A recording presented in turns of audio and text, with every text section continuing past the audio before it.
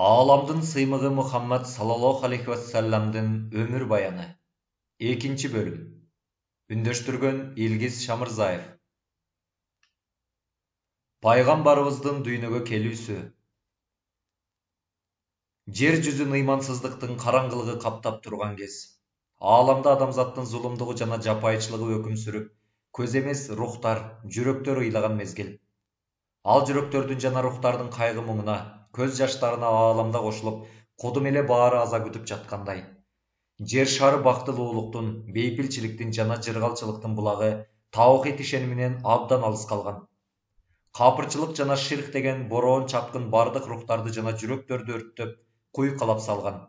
Жалгыз Кудайга сыйынуунун ордуна ар кандай башаламан бутпарастык каптап, чыныгы жаратуучусун издеп, сыздаган рухтардын чаңырыгы төгүрөктү алай дүлөй салган доор. Адамдар бирин-бирин жыртып жеген жырткычтардай жапайлашып, капырчылык, ширк жана зулумдуктун баткагына малынып, залымдардын ачуу камчысы карапайым бечараларды чыркыраткан замана. Aalам кайгырып, жандуулар ыйлап, жүрөктөр сыздап, адамдардын жүздөрү жылмаюуга зар болуп турду. Албетте, Аллах Тааланын чексиз мээримдүүлүгү адамзаттын акылын, рухун жана жүрөктөрүн бардык күчү менен кишендеп алган мындай капырчылыктын, ширктин, адашкандыктын, түркөйлүктүн жана кайгылардын үзгүлтүксүз улана берүүсүнө жол бермек эмес. Албетте, өзүнүн мээримдүүлүгүнүн жана ырайымдуулугунун белгиси катары ошулардын баарына чек коюп токтото турган бир затты жиберүүнүн убактысы келген эле. Мына ошол улуу зат келе жатат. Ааламдын жан дүйнөсүн өзүнүн нуру менен өзгөрткөн, теңдеши жок Аллахтын эң акыркы пайгамбары келе жатат. Жиндерди жана адамдарды түбөлүктүү бактылуулукка жетелеген Азирети Мухаммед саллаллаху алейхи вассалам келе жатат. Мына ошол көз ирмемдер. Aalам урмат жана сүрдөнүү менен өз мырзасын күтүп жаткан. Бардык барлык, бар нерсенин баары өзүнө таандык тили, абалы жана кыймыл аракети менен таазим этип, бул теңдеши жок инсанды куш келиңиз деп тосуп алуу үчүн чексиз кубануу менен даяр турушкан эле. 571 жыл, апрель айынын 20-сы. Пил окуясынан 50 же 55 түндөн кийин Раббиюл Аввал айынын 12 түнү. Меккеде карапайым бир үй, күнгө дүйшөмбү, таң сүрүлө баштаган. Ошол карапайым үйдө, ошол бейпил убакытта, ошол кайталангыс улуу окуянын сааты келип жетти. Ааламдын сыймыгы Мухаммад саллаллаху алейхи вассалам жарык дүйнөгө келди. Анын жарык дүйнөгө келүүсү менен бардык аалам кудум капыстан, кайгы муңун унуткандай кубанычка бөлөнөт. Караңгылык ичинде нур жаркырап, аалам сүйүнүп, толкундануу менен дин султаны ушул саатта төрөлдү. Дүйнө жүзү жарык нурга бөлөндү, деп жар салгандай сыяктанат. Апасынын айтымында. Адамзаттын тарыхында бир да энеге насип болбогон эң бийик шарапаттын ээси Азирети Амина энебиз ошол таттуу көз ирмемдерди мындай баяндайт. Кош бойлуулугумдун 6 айында бир түнү түшүмдө көз алдымда бир зат пайда болуп мындай деди. Эй Амина, жакшылап ук, сен ичиңде ааламдын мээримин көтөрүп жүрөсүң. Төрөлгөндө атын Мухаммад деп кой, жана бул сырды эч кимге айтпа. Ошентип көз жарар мезгил келди. Кайнатам Абдулмуталип Каабаны таваф кылганы кеткен эле. Үйдө болчумун. Капыстан кулагыма укмуштуудай бир үн угулду. Коркконумдан эс учумдан танып кала жаздадым. Анан көргөнүм укмуш. Бир ак куш пайда болуп, жаныма келди да канаты менен белимди сылады. Андан кийин менде коркуу сезиминен эч нерсе калган жок. Капталма карасам мага ак кесеге куюлган шер сунушту. Кеседегини ичип ичпей бир нур деңизи мени ороду. Анан Мухаммад дүйнөгө келди. Бактылуу эне төрөттөн кийинки абалын мындай баяндайт. Карасам чыгышта бир асаба, батышта бир асаба жана Каабанын үстүндө бир асаба турат. Көз жарган болуучумун. Ымыркайга карадым. Саждада сөөмөйүн өйдө көтөрүп туруптур. Заматта ак булут түшүп ымыркайды каптап уруп алды. Анан кулагыма бир үн угулду. Бул ымыркайды чыгышка батышка айландыргыла, дарыяларды кездиргиле. Бардык макулуктар Мухаммадты аты, сыпаты менен таанышсын. Бир аздан кийин ак булут көздөн кайым болду. Ошол түнү Азирет Амина бир нур көрөт. Ал нурдун жарыгы менен Шамдын ак сарайлары менен кооз бакчаларында көңүл ачып жүргөн. Шифа жана Фатима айымдардын көргөндөрү. Алам мырзасы саллаллаху алейхи вассалам дүйнөгө келген учурда бактылуу энесинин жанында Абдурахман бин Авфтын энеси Шива айым менен Усман бин Абул Астын энеси Фатима айым да бар эле. Төрөткө жардам берген Шифа айым ал жердеги көргөндөрүн мындай баяндайт. Аллахтын элчиси төрөлгөн убакта мен да ошол жерде болчумун. Ымыркай төрөлөрү менен дароо колума алып жардамдашканга өттүм. Кулагыма Аллахтын ырайыманы менен болсун деген үн угулду. Күн чыгыш менен күн батыш арасы нурга толду. Атүгүл Римдин кээ бир сарайларын көрдүм. Андан кийин Аллахтын элчисин кучагыма алып эмизе баштадым. Өзүмдү адаттагыдан башкача сезип, денем титиреп, көзүм караңгылап кетти.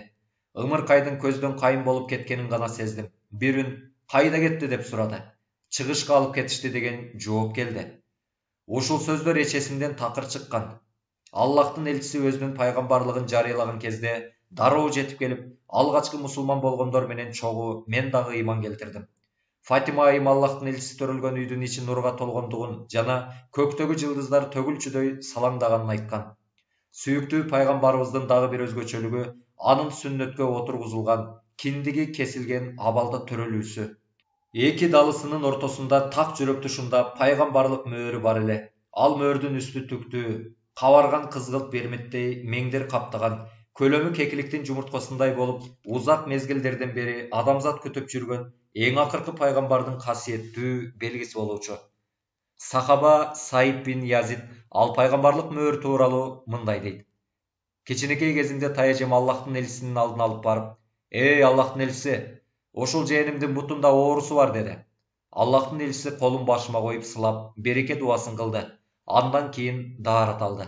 Мен анын даарат суусунан ичтим да, артына өтүп карасам, чатырдын жибинин түйүнү сыяктуу эки далысынын ортосунда кекиликтин жумурткасындай болгон пайгамбарлык мөөрүн көрдүм. Азирети Али разияллаху анху да пайгамбарыбыздын тулку бою жөнүндө баяндап келип, пайгамбарыбыз кең далылуу болуп, акыркы пайгамбар экендигинин белгиси катары далысынын ортосунда пайгамбарлык мөөрү бар эле дейт. Абдул Муталлибке жеткирилген сүйүнчү. Пайгамбарыбыз саллаллаху алейхи вассалам дүйнөгө келген учурда чоң атасы Абдул Муталлиб Каабага жакын жерде Курайштын улуктары менен сүйлөшүп отурган. Ага сүйүнчү кабар айтылганда абдан катуу сүйүнгөн Абдул Муталлиб бир заматта нурдуу небересинин жанына жетип келет. Кучактап өөп чыттагандан кийин уулу Абу Талибке тапшырып жатып, бул бала Аллахтан сага берилген аманат, бул баламдын зоболосу бийик болот деди. Абдул Муталиб бул сүйүнүчтүү кабардын урматына Аллахтын элчиси саллаллаху алейхи вассаламдын төрөлгөндүгүн 7-чи күнү төө, кой, эчки сойдуруп, Меккенин элине 3 күн сый тамак берет. Айрыкча шаардын ар бир аймагында төөлөрдү курмандыкка чалып, инсандар менен жаныбарлардын өз алдынча пайдалануусуна коюп берет. Нурдуу ымыркайга ысым коюлду. Мухаммад саллаллаху алейхи вассалам. Жалпы сый тамактар берилип бүткөндөн кийин балага кандай ысым койгонун чоң атасынан сурашат. Ал мындай жооп берет. Мухаммад, эмне үчүн ата бабаларыңдын биринин атын койбой, ошол ысымды койдуң деп сурашканда, Аллах жана инсандар аны макташын каалаганым үчүн деп жооп берет. Чындыгында ааламдардын мырзасы пайгамбарыбыз Аллах Тааланын, адамдардын жана периштелердин мактоолоруна теңдешсиз түрдө арзыган дүйнө жүзүндөгү жападан жалгыз инсан. Анткени ал ушундай чексиз мактоолорго, ушундай алакага, сүйүүгө жана урматка чындыгында татыктуу. Мындай мактоого, мындай сүйүүгө теңдеши жок ыйманы, илими, ибадаты, садакаты, берилгендиги, такыбасы, ишенимдүүлүгү, ишкердиги, кайраттуулугу, ыкласы, ак ниеттүүлүгү жана эң сонун бийик адеп аклагы менен татыган. Ошондуктан анын макталган даражасына эч ким жеткен эмес, жете да албайт. Пайгамбарыбыздын дүйнөгө келген маалда пайда болгон таң калыштуу окуялар. Ааламдын мырзасы пайгамбарыбыздын дүйнөгө келүүсү албетте шек күмөнсүз ааламдагы эң улуу окуя. Себеби ал жаратылыш дарагынын уругу. Бүт нерсеге кудурети жеткен Аллах Таала эгер анын келүүсүн дайындабаганда, анда ааламда, адамзатта жаралмак эмес. Ошондой эле сыноо дүйнөсүнүн эшиги да ачылмак эмес. Ушул көрүнүп турган эбегейсиз ааламды чоң китеп сыяктуу элестетип карай турган болсок, Мухаммад саллаллаху алейхи вассаламдын нуру ал китепти жазган жазуучунун калеминин сыясы болот. Эгер ушул эбегейсиз ааламды бир дарак деп элестетсек, Muhammad sallallahu aleyhi ve sellem'din nuru aldarактын уругу жана мөмөсү болот. Эгер дүйнөнү бир жандуу деп элестетсек, ал нур анын руху болот. Эгер чоң инсан деп элестетсек, ал нур анын акылы болот. Мына, башкача айтканда, эй Хабибим, сен болбогондо ааламды жаратмак эмесмин деген кутси хадис жогоруда айтылган сырга белги берет. Айрыкча пайгамбарыбыз башка пайгамбарлар сыяктуу бир коомго эмес, бардык адамзатка элчи болуп жиберилген. Ошундан улам дүйнөгө келген маалында бардык акылдуу жана көрөгөчтөрдү ойго сала турган кээ бир укмуштуу окуялар менен кубулуштар сөзсүз болмок. Расулу Акрам пайгамбарыбыз дүйнөгө келген мезгилде ааламда төмөндөгүдөй окуялар болот. Ал дүйнөгө келген түнү бир жылдыз пайда болду. Жөөттөр арасында бир нече аалымдар бар эле. Алар өз китептеринен Аллахтын элчисинин келүүсүн мурунтан эле билишкен. Жылдыздар аркылуу алдыда боло турган окуяларды аныктоодо адис болушчу.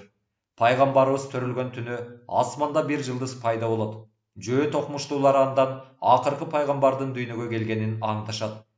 Шаңдуу пайгамбарыбыздын белгилүү акыны Хассан бин Сабит бул окуяны мындай баяндайт. Мен 8 жашка толгон кезим бар эсимде. Бир күнү таң аткан кезде бир жөөт, "Эй жөөттөр!" деп шашкалактап кыйкырып жатты. Аны уккан жөөттөр, "Сага эмне болду? Эмне мынча азы чуу салып жатасың?" деп анын айланасына топтолушканда, ал жөөт мындай деген: "Билип койгула, Ахматтын жылдызы бул түнү пайда болду. Ахмат бүгүн түнү дүйнөгө келди." Тарыхчы Ибн Саад бул окуя жөнүндө мындай дейт: Меккеде жашаган бир жөөт бар эле. Аллахтын элчиси төрүлгөн түнү таң атаарда Курайштардын алдына келип, "Ошол түнү урууңардан бир бала төрөлдүбү?" деп сурайт. Курайштардын "Билбейбиз" деген жообун уккандан кийин ал мындай дейт: "Барып сураштырып көргүлө. Бул үммөттүн пайгамбары ушул түнү төрөлдү. Анын далысында белгиси бар." Курайштар барып сураштырып келишип, жөөткө минтип кабарлашат. Бул түнү Абдуллах балалуу болуптур. Далысында бир белгиси бар экен. Жөөт барып ымыркайдын далысындагы пайгамбарлык белгисин көрүп, акыл эсин жоготкон немедей минтип кыйкырат. Пайгамбарлык эми Исраил уулдарынан кетти. Курайштардан күчтүү мамлекет курулуп, анын даңкы күн чыгыштан күн батышка чейин жетет. Демек, ошол түнү көк асман жаркырап, сансыз планета жылдыздары менен кошо сүйүктүү пайгамбарыбыздын дүйнөгө келишин алкыштап жаткан. Мадаиндеги Кисра сарайынын 14 мунарасы чатырап урады. Ааламдын сыймыгы дүйнөгө келген түн, төрөт убактысы келген сааттар чамасы, терең уйкудагы Мадаин шаары жүрөктүн үшүн алган катуу добуштан ойгонуп кетет. Өкүмдар да, калк да баар чочуп дүрбөлөңгө түшөт. Анткени бул катуу добуш чындыгында коркунучтуу болчу. Өкүмдардын сарайынын беп-бекем 14 мунарасы урап калган. Ошол түндү коркуу менен өткөргөн өкүмдар Кисра таң атаар менен дароо өлкөдөгү дин аалымдарынын улуктарын чогултуп, түндө болуп өткөн окуя боюнча кеңешмесин баштайт. Кисра тажсын кийип, тактысында олтурган. Кеңешме эми эле башталганда ат чаптырып келген бирөө кирип келип кат сунат. Катта Истахрабат деген жердеги миңдеген жылдар бою алоолонуп өчпөй күйгөн оттун өчүп калгандыгы жөнүндө жазылыптыр. Бул кабар Кисранын коркунучун жана таңдануусун ого бетер күчөтөт. Ошол убакта кеңешмеде олтурган Персиянын башкы диний ишмери Мубаззан сөз алып, көргөн түшүн айтып берет. Мен түшүмдө жүздөгөн өкүргөн төөлөрдүн эки аяктап турган араб аттарынын артынан Дижла, бул Тигр дарыясы, Дижла суусунан өтүп, Ирандын аймагына жайылганын көрдүм. Кисра ошол кезде чынчылдыгы жана адилеттүүлүгү менен элге таанылган бул диний ишмердин көргөн түшүнүн чоң мааниси бар экенин баамдады. Ачуусу келип, көңүлү бузулат. Ушул түштүн толук маанисин билгиси келет. Ал илим билимине ишенген Мубаззандан сурайт: "Бул түшүң эмнеге ишарат кылат?" Мубаззандын жообу кыска нуска болот: "Арабтар жактан абдан маанилүү бир нерсенин болоорунун белгиси болсо керек." Кисра дароо Хира аймагынын башкаруучусу Нуман бин Мунзирге кат жазып, суроолоруна жооп бере ала турган билимдүү бирөө болсо жөнөтүүсүн буйрат. Нуман катты окуп, маселенин абдан орчундуу экенин түшүнүп, Абдул Масих бин Амр аттуу илимдүү кишини дароо Мадаинге жөнөтөт. Жөнөтүлгөн аалымды өкүмдар дароо кабыл алып, бүт баарын ага айтып берип, бул окуянын түшүндүрмөсүн сурайт. Абдул Масих бул маселени чечмелеп бере албай турганын айтып, Шамға жақын Жабия деген жерде жашаған таякем Сатихте бұл іштерге жооп берчү маалымат бар, дейт. Мұны ұққан Кисра Абдулмасихтен Сатихтен туура жооп алып келүүгө милдеттендирет. Шамда атағы чыккан Сатих денесинде сөөгү, мүчөлөрү жок, жүзү көкүрөгүндө жайгашкан, көрүнүшү шумдук жана абдан картайган, көзү ачык эле. Дайыма чалкасынан жатып, бир жакка алып барыларда кездемедей бүктөлчү. Кайыптан берген туура кабарлары менен ошол мезгилдин инсандарынын арасында таанымал болгон. Абдулмасих тоо ташка карабай далай жол жүрүп олтуруп, таякеси Сатихке барат. Ошол учурда Сатих оорудан башын көтөрө албай, өмүрүнүн эң акыркы күндөрүн жашап жаткан. Кала берсе эриндерин кыбыратып, сүйлөгөнгө да дарманы жетпей, келген адамга салам берип сүйлөшө албайт. Бирок Абдулмасих окуянын жөн жайын айтып берген соң, абалы капыстан өзгөрүп кетет. Өлүм төшөгүндө ажал менен алышып жаткан Сатихтин көздөрү чанагынан чыга ачылып, кудум эле кабырга эмес, жаңы жашоого аттанып келаткансып, жанданып, толкундануу менен мына буларды айтат. Эй, Абдулмасих, Кудайдын аяны мындан кийин көп окулат. Асанын ээси пайгамбар болуп жөнөтүлдү. Самава өрөөнү суу каптады. Перстердин от өчтү. Эми Сатих үчүн Шам жергеси да Шам эмес. Ушуну эсиңе түйүп ал. Уақытқа өкім қылып башқарған алымдың ээси ушуну каалап, келген пайгамбар менен пайгамбарлык жибинин эки жагын түйдү. Терең дем алып алган соң Сатих сөзүн улантат. Сасанилерде ураган мунаралардын санынчалык өкүмдары келет жана өкүм ордун табат. Бул сөздөр Сатихтин оозунан чыккан эң акыркы сөздөрү болду. Кудум эле ушуну айтуу үчүн күтүп тургандай, айтар сөзүн айтып бүтөөрү менен көздөрүн жумуп, рухун Аллахка тапшырып көз жумат. Атактуу көзү ачык Сатих бул сөздөрү менен акыр замандын пайгамбарлары дүйнөгө келгенин эле кабарлап кетет. Ошол убакытка чейин эч болуп көрбөгөн бул окуя, ошол түнү дүйнөнүн баркын көтөргөн зат алып келген өчпөс нур менен маздаизмдин караңгы ишенимчине батып калган Иран бийлигинин кулатуусуна ишарат эле. Кийин тарыхта буга күбө болду. Баар Сатихтин айтканындай болду. Иран мамлекети 67 жыл өкүм сүрүп, 14 өкүмдардын башкаруусунан кийин Кадисия согушунда Аллах элчисинин аскерлери тарабынан ислам аймактарына кошулат. Каабанын ичин күңүрт кылып, кир көрсөтүп тумчук турган буттардын көбү жерге кулап талкаланды. Курайш мушриктери Аллахтын сыйынууга татыктуу бир гана жалгыз Кудай экенин айгинелеген, жер бетинде алгачкы болуп курулган Каабанын ичин ар кандай буттар менен толтуруп, булгап салышкан. Таухид ишенимин орноткон улуу пайгамбар дүйнөгө келгенде, коргошун менен бекем катырылган буттар окуянын улуулугуна туруштук бере алышпай, жерге кулап талкаланып кыйрашты. Бул окуянын мааниси абдан терең. Дүйнөгө келген бул зат өзүнүн милдетин аткарып, караңгылык ичиндеги ширк ишенимин жок кылып, жүрөктөргө таза, тунук жана бакыт толгон таухид ишенимин орнотот. Дүйнө буга да күбө болду. Аллахтын элчиси кыска убакытта Каабаны жансыз буттардан тазалаган сыяктуу, жүрөктөгү буттарды да ислам, ыйман менен жок кылды. Истахрабатта 1000 жылдан бери өчпөй күйүп турган мажусийлердин чоңоту заматта өчүп калды. Мажусийлер, булар отко сыйынгандар.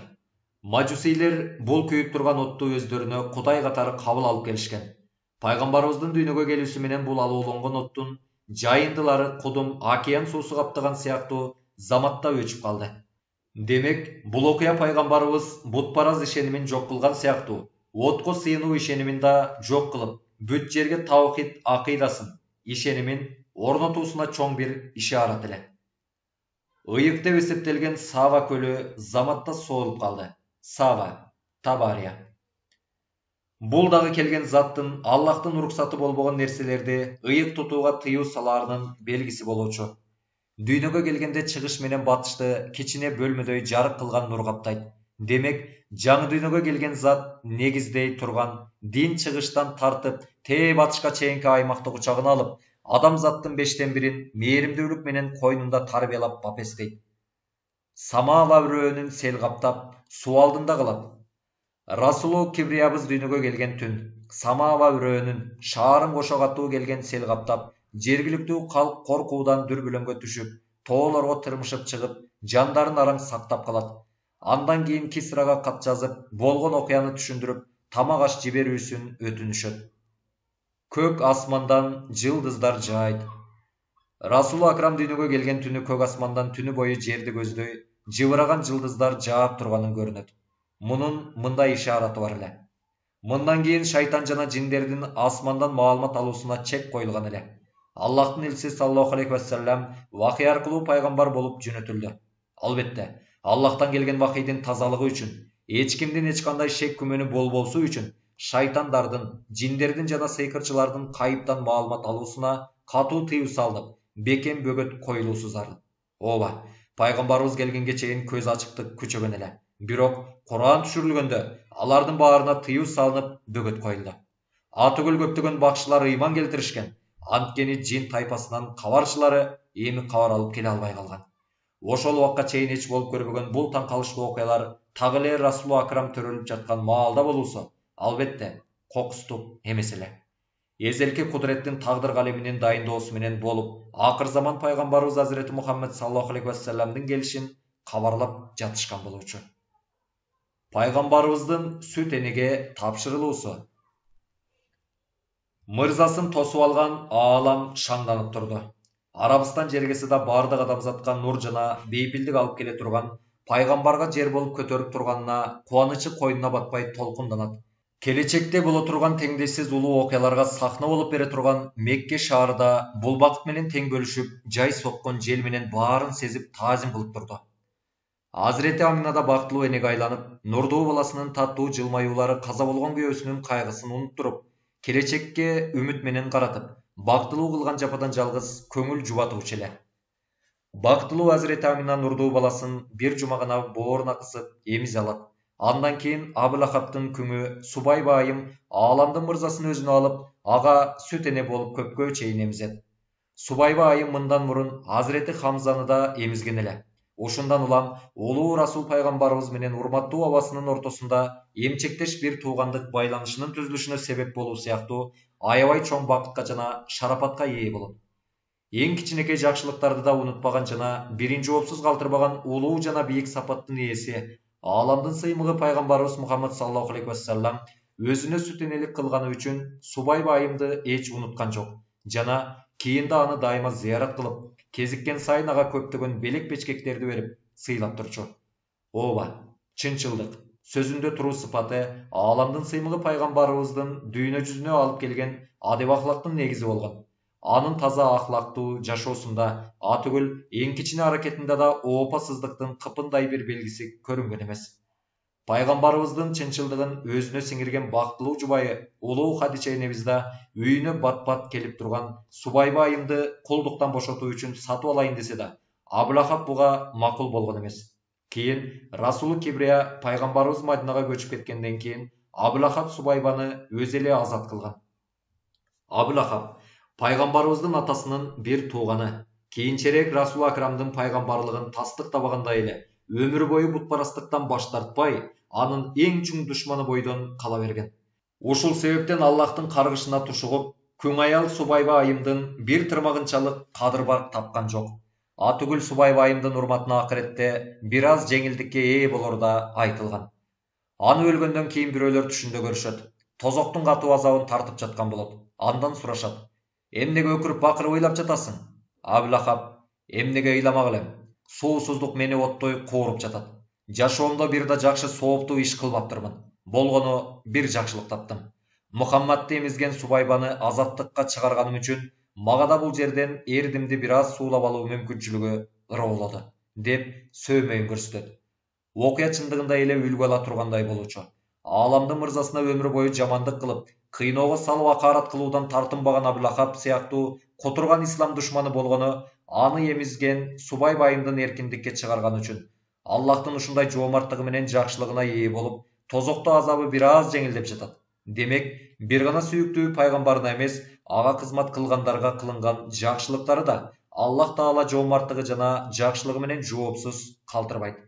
Муну менен чогуу дүйнөдө ааламдын сыймыгын өздөрүнө баардык нерседе имам жана жол баштоочу катары кабылдап, улуу сүннөттөрүнө баш ийүү менен сыймыктанган чыныгы момундарга түбөлүктүү ааламда Аллахтын кандай гана чоң белектер менен тартуулар камдаганын ойлонуп көрөлү. Балдарды сүт энеге берүү адаты. Меккенин абасы ысык, аптаптуу эле. Балдардын жаш денелерине жарабай, алардын ден соолукта чоңоюуларына ыңгайлуу эмес болчу. Чөлдө болсо аба ырайы мелүүн, суусу даамдуу жана таза, жашоо жеңил. Айрыкча чөлдө жашаган кээ бир уруулардын тилдери абдан туура, так келип, асылдуулугу менен тазалыгын сактап келген. Адеп ахлактары да таза болгон. Мына ушундан улам ошол кезде Курайштын беделдүүлөрү менен манаптары балдары сак саламат, күчтүү чоңоюусу үчүн, айрыкча арабчаны туура, так жана нукура сүйлөөсү үчүн Меккенин сыртында чөлдө жашаган уруулардын аялдарына акы төлөп, эмизүү үчүн тапшырууну адатка айлантышкан. Бала 2-3 жыл, кээде андан да көпкө чейин сүт энелеринин жанында калчу.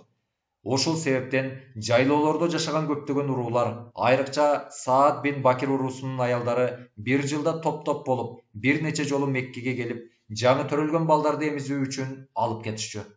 Меккенин тегерегиндеги уруулардын ичинен Саад бин Бакир уруусу өзгөчөлөнүп, абройдо, жоомарттыкта, эрдикте, кичипейилдикте жана арабчаны таза сүйлөөдө башкалардан айырмаланып, атак тапкан уруу эле.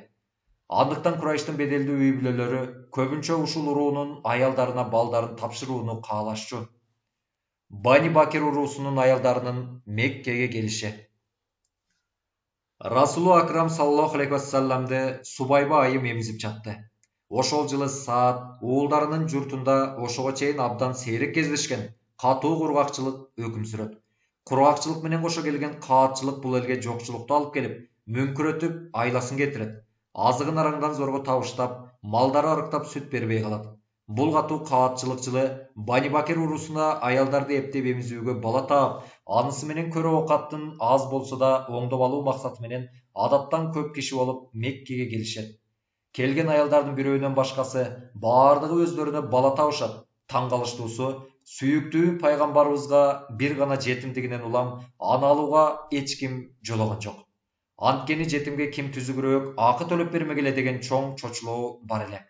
Меккеге кечигип бир аял келет. Намысы, тазалыгы, мүнөзү, уяттуулугу, улуу ахлагы жана фазилеттүүлүгү менен уруусунун ичинде таанылган аял эле. Күйөөсү менен кезектешип, карыган, алдан тайган улоо мингендиктен топтун артында калышкан. Меккеге киргенде Курайштын жаңы төрөлгөн балдарынын ичинен бирөөнү эстебегенге Бакир урууларынын аялдарынын баардыгы өздөрүнө бала тандап алып кетишкен. Бул аял гана толук кудурет ээси, Аллах Тааланын тагдыры, акылмандыгы менен эмизүүгө бала таба албайт. Күйөөсү Харистин да маанайы чөгүңкү. Жолдошторунун баары бардар үй бүлөлөрдүн балдарын бөлүп алышкан. Бир гана иштин сырткы себебин кечигүүнүн айынан куру кол калган жалгыз өзү болду.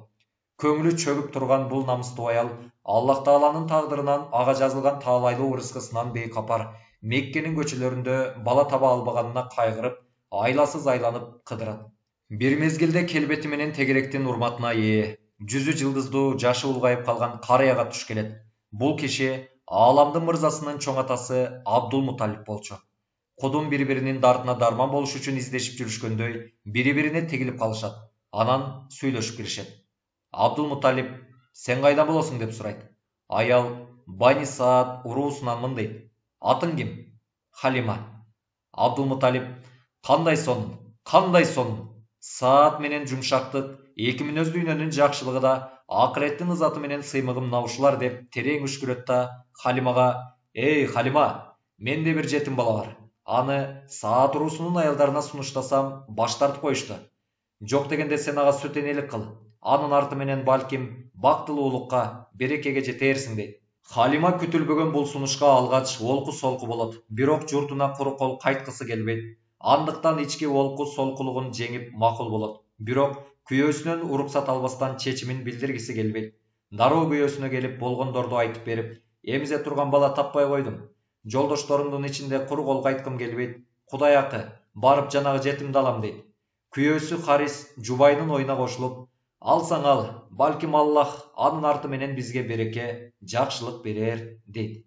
Ошентип Абдул Муталипке келишет. Абдул Муталип Халиманы сүйүктүү пайгамбарыбыз нурданткан Азирети Аминанын жупуну үйүнө алып барат.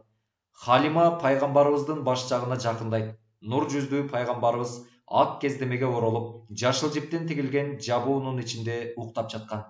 Айлана жыпар-жытка бөлөнүп турду. Халима айраң таң болот.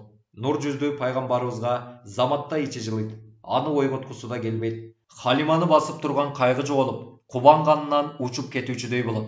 Бала таба албай кысталып жатканда, ушундай сонун ымыркайга туш болуу кандай гана чоң бакыт эле. Халима акыры чыдай албай, ааламдын сыймыгынын баш жагына келип, жууркандын учун акырындан көтөрөт. Кебезден жумшак, кардай аппак, гүлдөй буркураган колдорунан, куттуу маңдайынан энелик мээрим менен өөт. Ошол учурда пайгамбарыбыз көздөрүн ачып, Халиманы өпкөнүнө таттуу жылмаюу менен жооп берет. Бири-бирин түшүнүшкөн эле. Бири бала таба албагандыктан кыйналган, экинчиси аялдар тарабынан четке кагылган нурдуу жетим. Тагдыр бул экөөнүн тең ааламын кубанычка толтурат. Алгачкы белек. Нурдуу пайгамбарыбыз көңүлү тартылган Халиманын кучагында эле. Таң калыштуусу, качантан бери араңдан зорго сүт топтогон көкүрөктөр пайгамбарыбыз эмип баштаары менен сүткө толуп чыгат. Бир заматта эки көкүрөгү тең кудум оргуштаган сүт булагына айлангансыйт. Халима менен күйөөсү эстери ооп, айраң таң болушат. Оң эмчек ааламдын мырзасынын оозунда, сол эмчек ага эмчектеш бир тууганы Халиманын уулу Абдуллахтын оозунда. Ааламдын мырзасы мындан ары оң эмчекти гана эмет. Төөнүн желини сүткө толду. Халима нурдуу жетимди кучагынан такыр түшүргүсү келбей, Абдул Муталип жана Азирети Амина менен коштошуп, Меккеден кайтышат. Аминанын кайгысына көз жаштары жолдош болуп, булут сымал балакайынын артынан жүрөт. Харистин үй бүлөсү Меккенин сыртында түндү ыракат уйку менен өткөрөт. Эртең менен Харис төөлөрүн сагынга жөнөйт. Колун сунган желин сүт чоргоосуна айланат. Таң калып, Халимага үн салат. Эй Халима, билип кой, сен абдан куттуу, кайырлуу бала алыптырсың. Халима күйөөсүн тастыктап, Кудайга миң мертебе шүгүр, мен да ошондой болушун үмүт кыламын дейт. Мекке кыйла артта калган эле. Халима ургаачы улоосунун үстүндө, кучагында болсо ааламдын мырзасы. Баягы алсыз, карыган, баарынан артта калган мингичке эмне болгон? Бул эмне деген ылдамдык? Келе жаткандагы унаа чын эле ушул беле? Топтун мингичтеринин баарынан ашып, артта калтырганда Халиманын жолдоштору таң калышып сурашат. Абу Зуайптын кызы, уят эмеспи? Бизди эмне күтпөйсүң? Астыңдагы улооң келе жатканың дагы улооң эмеспи? Мингич ошол эле мингич болчу. Бирок гана айырмасы үстүндө ааламдын мырзасы бар эле. Аны көтөрүп жүрүүнүн сыймыгы ошол алсыз, кый жыйган айбанды да өрүп күтүп жиберген. Халима жолдошторуна мындай деп жооп берет. Жок, улоо ошол эле улоо. Ал тургай, мен аны тепкилеп сүрөбөсөм деле өзүнөн өзү эле ылдам баратат. Чын эле кызык. Тилекке каршы топтун ичинен бирөөнүн да оюна бул айырманын төркүнүн кайда келип жатканын аңдап билүүгө акылы жетпейт. Ооба, ушул болуп өткөндүн баары нур жүздүү ымыркайдын келечекке бардык улуулугу менен кучак жаярынын ачык белгилери эле. Пайгамбарыбыз Саад уулдарынын журтунда. Бул табышмактуу окуядан кийин Халима күйөөсү экөө өз журтуна кайтып келишет. Эми нур жүздүү аалам мырзасы Саад уулдарынын журтунда. Ошол кездерде Саад уулдарынын аймагында катуу кургакчылык өкүм сүрүп, береке жоголуп, кудук булактар соолуп, жайылган малдар арыктап, буттарын араң шилтеп калышкан. Бирок пайгамбарыбыз келгенден кийин баары өзгөрөт. Ал кадам койгон үй бүлөнүн турмушу күн сайын өзгөрө баштайт. Буга чейин жегенге чөп таппай арыктаган малдары, эми курсактары челкее тоюп, желиндери сүткө толуп, сүт чоргосу сыяктуу ашып ташыйт.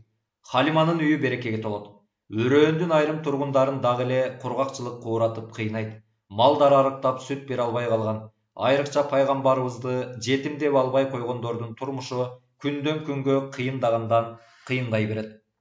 Жайлоонун тургундары Халиманын мындай өзгөргөн турмушуна ишене алышпай, эч нерсеге акылдары жетпей, айраң таң болуп күн өткөрүшөт. Ичтеринен ачуулары келип, бүт күнөөнү малчыларга коюп, аларды урушуп, барып карагылачы, Халиманын койчулары койлорун кантип тойгузуп жатышкан. Дайыма курсактары тоюп, желиндери сүткө толуп кайтышат. Ал койлорун кай жерге оттотуп жатса, малдарды ошол жерге алып барып оттоткула, деп жемелешет. Бирок койчулар кожоюндарынын мындай жемелеринин орунсуз экендигин 5 колундай билишчү. Халиманын малдары оттогон жер алардын кой баккан жеринен эч кандай айырмасы жок болчу. Ошондуктан кожоюндарына муну канчалык түшүндүрсө да майнап чыкпайт. Бир жолу кожоюндары алардан минтип сурашат. Эгер баарыңар бир жерде мал оттотуп жаткан болсоңор, эмне үчүн силердин малыңар ачкадан Араң басып жүрүшөт да, Халиманын малдары дайыма курсактары тоюп, желиндери сүткө толуп кайтышат. Канткенде да бул суроого койчулар да, кожоюндар да жооп таба алышпайт. Таң калышып, бири-бирине таңыркап тиктегенден башка колдорунан эч нерсе келбейт. Мунун сырын Халима менен күйөөсү эчак эле түшүнүшкөн болчу. Койчулар келип себебин сураганда, аларга төмөндөгүдөй жооп берет. Аллахка ант ичип айтам. Бул нерсе жайытка да, койлорго да, малчыларга да байланыштуу эмес. Бул иш жараткандын сырларынын бир сыры. Баары Меккеден бул жакка карай жолго чыкканда башталган. Бул сөздөргө койчулардын бирөө да эч нерсе түшүнбөйт. Жайлоо калкын таң калтырган бул окуялардын сыры мындай эле. Ааламдардын кожоюну Аллах Таала Халиманын үй бүлөсүн өзүнүн эң сүйүктүү элчисин багып өстүрүүгө кабыл алып, ага мээримин төккөндүктөн аларды өз ырайым казынасынан кереметтүү, мол, берекелүү ырыскыларга бөлөгөн. Мунун сырдуу маңызын түшүнгөн Халима менен күйөөсү нур жүздүү пайгамбарыбыз саллаллаху алейхи вассаламга аябай жумшак мамиле жасап, кареги менен тең айланып турушат. Жайлоо кургакчылыктан кутулду. Саат уулдарынын жайлоосунда айлап өкүм сүргөн кургакчылык дагы эле улана берет. Жергиликтүү тургундар өздөрүнүн ишеним каада салтынын эрежелерине таянышып, ар кандай жолдор менен жамгыр чакыруу үчүн өз дубаларын кылышат. Бирок баары бир эч кандай натыйжа жок. Бир жолу жума күнү аял эркек аралаш бүт калк ачка калган арык төбөлөрүн, сүт бербей калган малдарын жетелешип, бир дөбөнүн үстүнө жамгыр дубасын кылуу үчүн чогулушат. Мурунтан сыйынып келишкен буттарына арнап курман чалышып, дубаларын башташат. Бирок канча саат дуба кылышса да, асмандан бир да тамчы түшпөйт. Бул топтолгон элдин арасында Халима жана күйөөсү да бар эле. Халима көз тийүүдөн коркуп, ааламдын мырзасын үйдө калтырып, эниси Унайска көз кулак болуп туруусун дайындап келген. Минтип дуба кылуудан эч кандай пайда чыкпасын түшүнгөн эл үмүтсүздүккө түшүп, көңүлү чөгүп, дубаларын бүтүрүп кайра үйлөрүнө кайтканга аттанып калышкан. Бир кезде Халимага коңшу бир аял дубасын бүтүрөйүн деп жаткан бутпарас ырымчыга жакын келип: "Айланайын ырымчы мырза, биз ушунча дуба кылдык, бирок эч пайда чыккан жок. Эгер арабызда куттуу, ак жолтой бирөө болгондо, балким ааламдардын Раббиси дубаларыбызды кабыл алар беле" деди. Ырымчы бул картайган аялдын сөзүн жактырбагандай: "Биз ага дуба кылабыз, бирок анын эмне кылаарын билбейбиз. Эмне туура же эмне туура эмес экендигин бир гана ал билет" деп жооп берет. Бул ирет картаң аял негизи айтайын дегенин ачык айтты. "Ооба, билем, туура айтасыз. Бирок менин айтайын дегеним, биздин коңшубуз Халиманын үйүндө Меккеден алып келишкен бир наристе бар. Ал келгенден бери Халиманын үйү берекеге толуп, жашоосу алда канча өзгөрдү. Менимче аябай куттуу бала окшойт. Айтайын дегеним, аны бул жакка алып келсек, балким анын куттуулугунан бир натыйжа чыгаар. Балким анын урматына ааламдардын Раббиси дубаларыбызды кабыл алып, бизге жамгыр жөнөтөр." Ырымчы муну угуп, ойго батып, алгач олку солку болуп, эмне дээрин билбей туруп калат. Улгайган аялдын кайра-кайра өтүнүчүнөн улам пайгамбарыбызды алып келүүгө макул болот. Улгайган аял дароо Халиманы издеп таап, ырымчы бакшыга айткан сунушун ага да түшүндүрөт. Бул сунуш Халиманын акылына сыят. Себеби нур жүздүү баланын куттуулугуна жана ак жолтойлугуна баарынан мурун өзү күбө болгон. Экөө дароо үйүнө чуркап келишет. Сүт энеси пайгамбарыбызды кучактап, өөп жыттайт да, нурдуу жүзүн күндүн куйкалаган ысыгынан коргоо үчүн жука, жумшак кездеме менен жаап, сыртка чыгышат. Күн аябай катуу ысып, баарын куйкалап жиберүүчүдөй жерден алоолонуп от бүркүп жаткансыды. Халима менен кошунасы ааламдын мырзасын көтөрүп бир аз жол жүргөндө көз көрбөгөн бир кереметке күбө болушат. Карашса, асманда алардын төбөсүнүн үстүндө бир булут калкалап келе жатат. Алгач көп деле маани беришпей, адаттагы кубулуш катары кабыл алышат. Бирок бул калкалаган булут алардан калбай ээрчип келе жаткан эле. Муну байкаган Халима менен кошунасы ал булуттарга да бир сыр бар экендигин түшүнүшүп, таң калуу менен жол жүрүшөт. Ал булутта эч алыстабай, алардын төбөсүндө тик тушунда туруп, күндүн куйкалаган ысыгынан коргоп, кодум эле кол чатырдай көлөкөлөп келе жатты. Буга алар бир жагынан таң калышып, бир жагынан аябай сүйүнүшөт. Бул көлөкөдөн баланын нур жүзүн жабууга да муктаждык жок болот. Халима ааламдын мырзасынын нур жүзүнө жабылган кездемени алганда, пайгамбарыбыз таттуу жылмаюусу менен: Бул булут мага көлөкө кылып жатат дегенсип карайт. Булуттун көлөкөсүндө эркин бараткан Халима менен кошунасы чогулган элге жетип келишет. Башында сунушту жактырбаган ырымчы бул жолу жылмаюу менен тосуп алды. Анткени алда Халима менен кошунасын тээ алыстан бир булут көлөкө кылып келе жатканын көргөн. Ырымчы бакшы пайгамбарыбызды колуна алып элге кайрылды. Эй калайык, бул колумдагы бала турган үйүнө береке алып келген Меккелик бала. Бул кайырлуу ымыркайга болгон сүйүүсү менен жакшылыгынын урматына жамгыр берүүсү үчүн ааламдардын Раббисине баарыбыз жалпы дуба кылалы. Алакандар жайылып, эриндер кыбырап, дуба кылына баштайт. Пайгамбарыбыз нурданып, ырымчынын колунда. Ырымчы нур чачкан көздөргө бүт көңүлүн коя карап, бул татынакай баланын касиетинин урматы үчүн бизге жамгыр ыроло деп Аллах Таалага жалбырат. Баары улуу Аллахка жалбарып жатышканда, пайгамбарыбыздын нур чачкан көздөрү үмүт менен көк жүзүндө кадалат. Ырымчы бакшы болсо нурдуу баланын капкара каректерине жана теңдешсиз сулуу көздөрүнө арып алып, баардык нерсени заматта унутуп коет. Мына, айла уланып келген сагынычтуу жана муңдуу күтүүнүн акыркы учурлары жакындап келе жатат. Пайгамбарыбызды калкылаган кичинекей булуттун күтүлбөгөн жерден чоңойгондон чоңоюп, ар тарапка жайыла баштаганы байкалат. Аз гана убакытта ошол кичине булут көк жүзүн каптаган кара булутка айланат. Жан кашайткан кургак жерге Аллах Тааланын мээрими төгүлүп, булуттардан тапыр-тыпыр жан төгүлө баштайт. Мына, эми жалбарып жаткан ыйлоо, сыздоолор кубанычтуу, шаңдуу алкыштарга айланып, бүт баары айтарга сөз таппай сүйүнүшөт. Жамгыр, жамгыр, жамгыр деген үндөр жаңырат. Жан кашайткан кургак жерге Аллах Тааланын мээрими төгүлүп, булуттардан тыпыр-тыпыр жан төгүп кирди.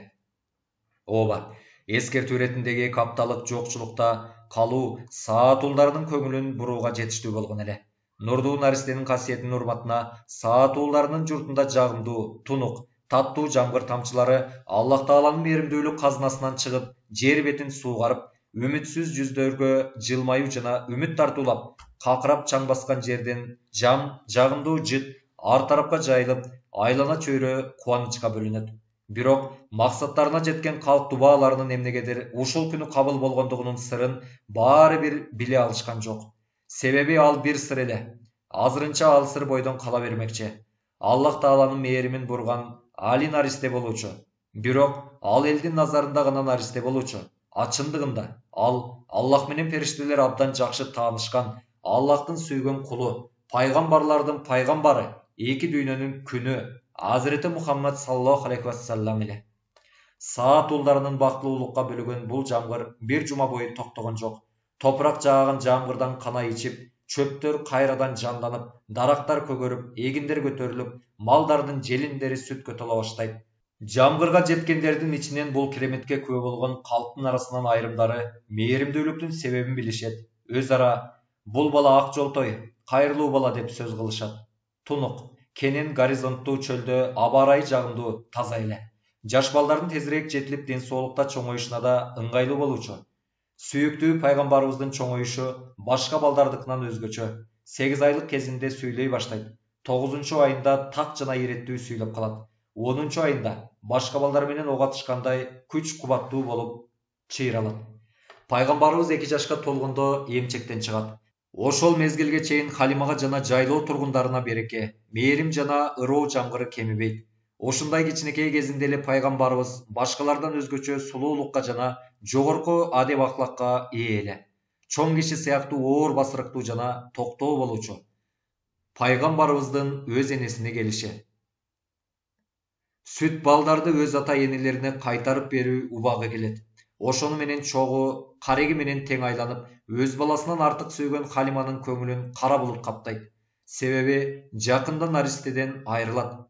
Нурдуу Мухаммад саллаллаху алейхи вассаламдын бейишти элестеткен жыпар жытынан алыстайт.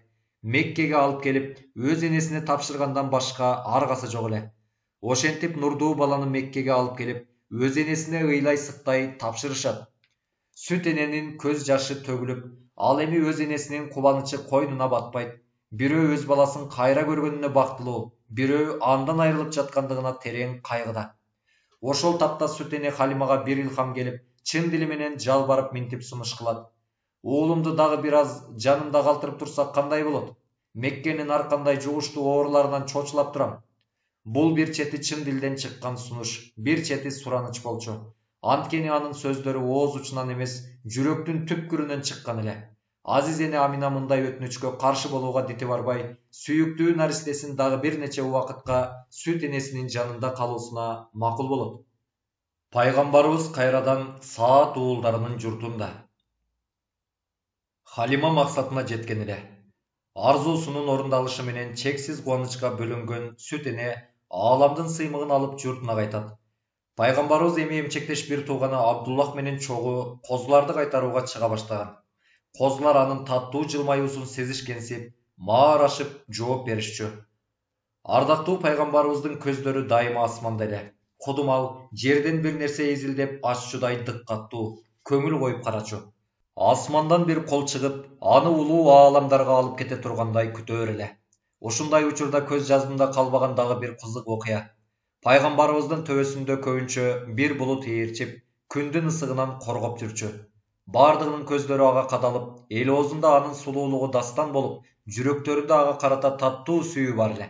Дайыма анын тарбиялуулугу, оор басырыктуулугу кеп кылынчу. Курбулары ага жакын дос болууга аракеттенишчү.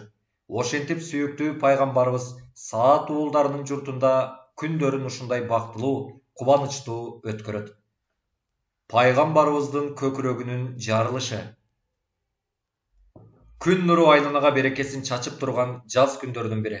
Нур жүздүү пайгамбарыбыз эмчектеш бир тууганы Абдуллах менен чогуу үйгө жакын жерде козуларын откозуп жүрүшкөн. Дарактын түбүндө жумшак чөптүн үстүндө олтурушуп, таттуу кобурашып жатышкан. Бир аздан кийин Абдуллах дарактын салкын көлөкөсүндө уйкуга кетет. Ааламдын мырзасы олтурган жеринен ааламдык курчаган теңдешсиз сулуулуктардын жаратуучусун ойлоп ойго батат. Бул тапта козулар жайлы олтуруп узап кетишкен. Аларды тосуп келиш үчүн пайгамбарыбыз Абдуллахтан алыстайт. Бир топ баскандан кийин маңдайынан ак кийимчен эки кишинин чыгып келгенин көрөт. Экөөнүн тең өңдөрү жылмайыңкы жана сүйкүмдүү. Бирөөнүн колунда кар менен толтурулган алтын кесе бар. Алар нур жүздүү пайгамбарыбыздын жанына жакын келишип, аны акырын көк чөпкө жаткырышат. Пайгамбарыбызда үн да, сөз да, коркуу да болгон жок. Сүйкүмдүү жана жанга жагымдуу мындай кишилердин ага жамандык жасабашын билип турду. Дарактын салкын көлөкөсүндө уктап жаткан Абдуллах ошол учурда ойгонот. Окуяны көрөөрү менен коркконунан тызылдап үйдү көздөй жүгүрөт. Көргөн нерселерин ата энесине айтып берет. Халима менен күйөөсү шашыла пайгамбарыбыздын жанына жетип барышат. Бирок келип карашса, Абдуллах айтып берген нерседен эч нерсе жок. Тегеректе да эч ким көрүнбөйт. Ааламдын мырзасы өзү жалгыз күлүмсүрөп карап туруптур. Анткени тигил эки киши өз милдеттерин бүтүрүшүп, эчак эле көздөн кайын болушкан. Аябай коркуп калган Халима менен күйөөсү: "Балам, сага эмне болду?" деп сурашат. Ааламдын мырзасы болгон окуяны айтып берет. Жаныма ак кийимчен эки киши келди. Бирөөнүн колунда кар толтурулган идиш бар эле. Мени кармап жаткырышып, көкүрөгүмдү жарып, жүрөгүмдү чыгарып, ичинен уйган кара канды алып ыргытып салышты. Анан көкүрөгүмдү, жүрөгүмдү ошол кар менен тазалагандан кийин кетип калышты. Арадан жылдар өтүп пайгамбарлык милдет берилет. Бир күнү сахабалардын айрымдары: "О Аллахтын элчиси, бизге өзүңүз жөнүндө айтып бересизби?" деп сурашат. Аллахтын элчиси: "Мен бабам Ибрахимдин дубасымын. Боордошум Исанын сүйүнчүмүн. Энемдин көргөн түшүмүн. Энем кош бойлуу кезинде түшүндө Шамдын ак сарайларын жаркыраткан бир нурдун өзүнөн чыкканын көргөн" дегенден кийин жогоруда айтылган окуяны айтып берет. Мен Саат уулдарынын колунда эмизилип чоңойдум. Бир күнү эмчектеш тууганым экөөбүз үйүбүздүн артында козуларды кайтарып жүргөнбүз. Бир маалда жаныма ак кийимчен эки киши чыгып келди. Биринин колунда кар менен толтурулган идиши бар экен. Мени кармап, көкүрөгүмдү жарып, жүрөгүмдү алып чыгышты да, андан уйган кара канды алып, ары жакка ыргытып ийишти. Анан көкүрөгүм менен жүрөгүмдү ошол кар менен тазалашты. Бул окуя менен пайгамбарыбыздын куттуу жүрөгү илахий жана жаратуучу тарабынан бир ишенимдүүлүк, бир рух менен кеңейтилген. Ошол эле учурда пайгамбарыбыздын напсиси ошол кичинекей кезинен баштап дайыма ыйык сезимдер менен курчалып, Аллахтын нуруна бөлөнүп, ар кандай азгыруудан жана шектүү ойлордон оолак танып тазаланган. Ушул жерде бир маанилүү нерсени эскерте кетүү зарыл. Жүрөктү бир карагай тобурчагына окшогон бир тилиметтей элестетпөө керек. Ал Латифе Раббания бул акыйкатты түшүндүргөн Азирети Бедиүззамандын жүрөккө тиешелүү төмөндөгү ачыктоосун сунуш кылууну туура көрдүк. Жүрөк бул карагайдын тобурчагы сыяктуу бир тилим эт эмес. Жүрөк бул Латифеи Раббайне болгондуктан андагы сезимдердин орду абийир, анын аруу ой пикирлеринин чагылган жери мээ. Ушундан улам ошол Латифеи Раббаниени камтыган ошол бир тилиметтин жүрөк деп атоодон мындай жагымдуу сонун маани чыгат. Ошол Латифеи Раббаниенин инсандын руханиятына кылган кызматы тобурчаксымал эт тилкесинин денеге кылган кызматы сыяктуу. Ооба, дененин арт тарабына мүрөк суусун жайылткан ошол тобурчактай эт жашоонун кыймылдаткычы, башкача айтканда материалдык тирүүлүк, анын дайыма иштөөсүнө көз каранды. Эгер ал токтосо, денеде жашоо да токтойт. Так ушул жашоо сыяктуу Латифеи Раббаниеда амалдардын, ал акыбалдардын жана руханияттын бардыгын чыныгы жашоо нуру менен жандандырып, жаркыратып турат. Эгер ыйман нуру өчсө, маңызын жоготуп, өлүк сымал жансыз сөлөкөтү гана калат. Демек, материалдык жүрөктүн ыйман, илим, даанышмандык жана мээримдүүлүк сыяктуу руханий нерселер менен тыгыз байланышта экенин жогорудан түшүнсөк болот. Ошондой эле материалдык тазалыктын да руханий тазалык менен байланышы бар. Ушундан улам Расулу Акрам саллаллаху алейхи вассаламдын материалдык жүрөгүнүн жуулуп тазалангандан кийин илим, хикмат, илахий нур жана файиздер менен толтурулуусун акылга сыйдыра албай кыйналуунун кажети жок. Пайгамбарыбыздын өз энесине келиши. Бактылуулуктун күнү пайгамбарыбыз 4 жаштан өтүп, дене бою чыңалып, кыйла тың болуп калган. Анын адаттан сырткаркы абалдары, айрыкча көкүрөгүнүн жарылуусу тууралуу окуя Халиманы өзгөчө терең ойго салат. Атүгүл коркута баштайт.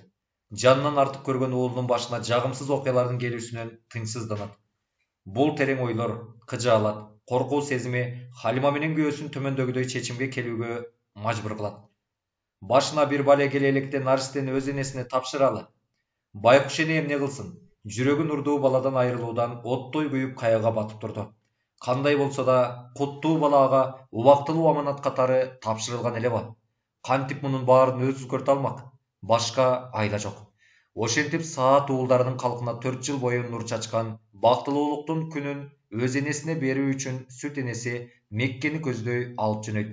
Ал жерде башкача шаңдуулук жана өзгөчө даңызалуулук менен дүйнөгө жарык чачсын деп. Халима менен күйөөсү Меккеге түндө жетишет. Бир маалда эки жагын карап, пайгамбарыбызды таппай калышат. Халима менен күйөөсү дүрбөлөңгө түшүп, төгөрөктү түп көтөрө издей башташат. Канча издешсе да таба алышпайт. Айлалары кетип, Абдул Муталипке кабар беришет. Нурдуу небересинин жоголгонун уккан мээримдүү чоң ата шашыла туруп, сарсанаага түшүп издей баштайт. Баары биргелешип, канча издешсе да пайгамбарыбызды таба албай коюшат. Акыры айлалары кетип турганда, Абдул Муталип колун асманга жайып, жараткан Аллахым, мага неберемди кайтарып бере көр деп жалбарып дуа кылат.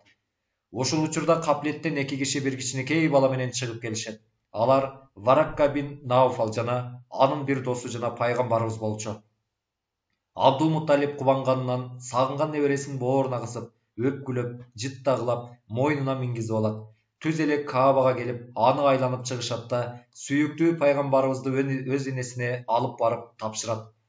Ошентип Абдул Муталип небересинин кайтып келгенине сүйүнчү койнуна батпай, курмандык сойдуруп, меккеликтерге зыяпат берет.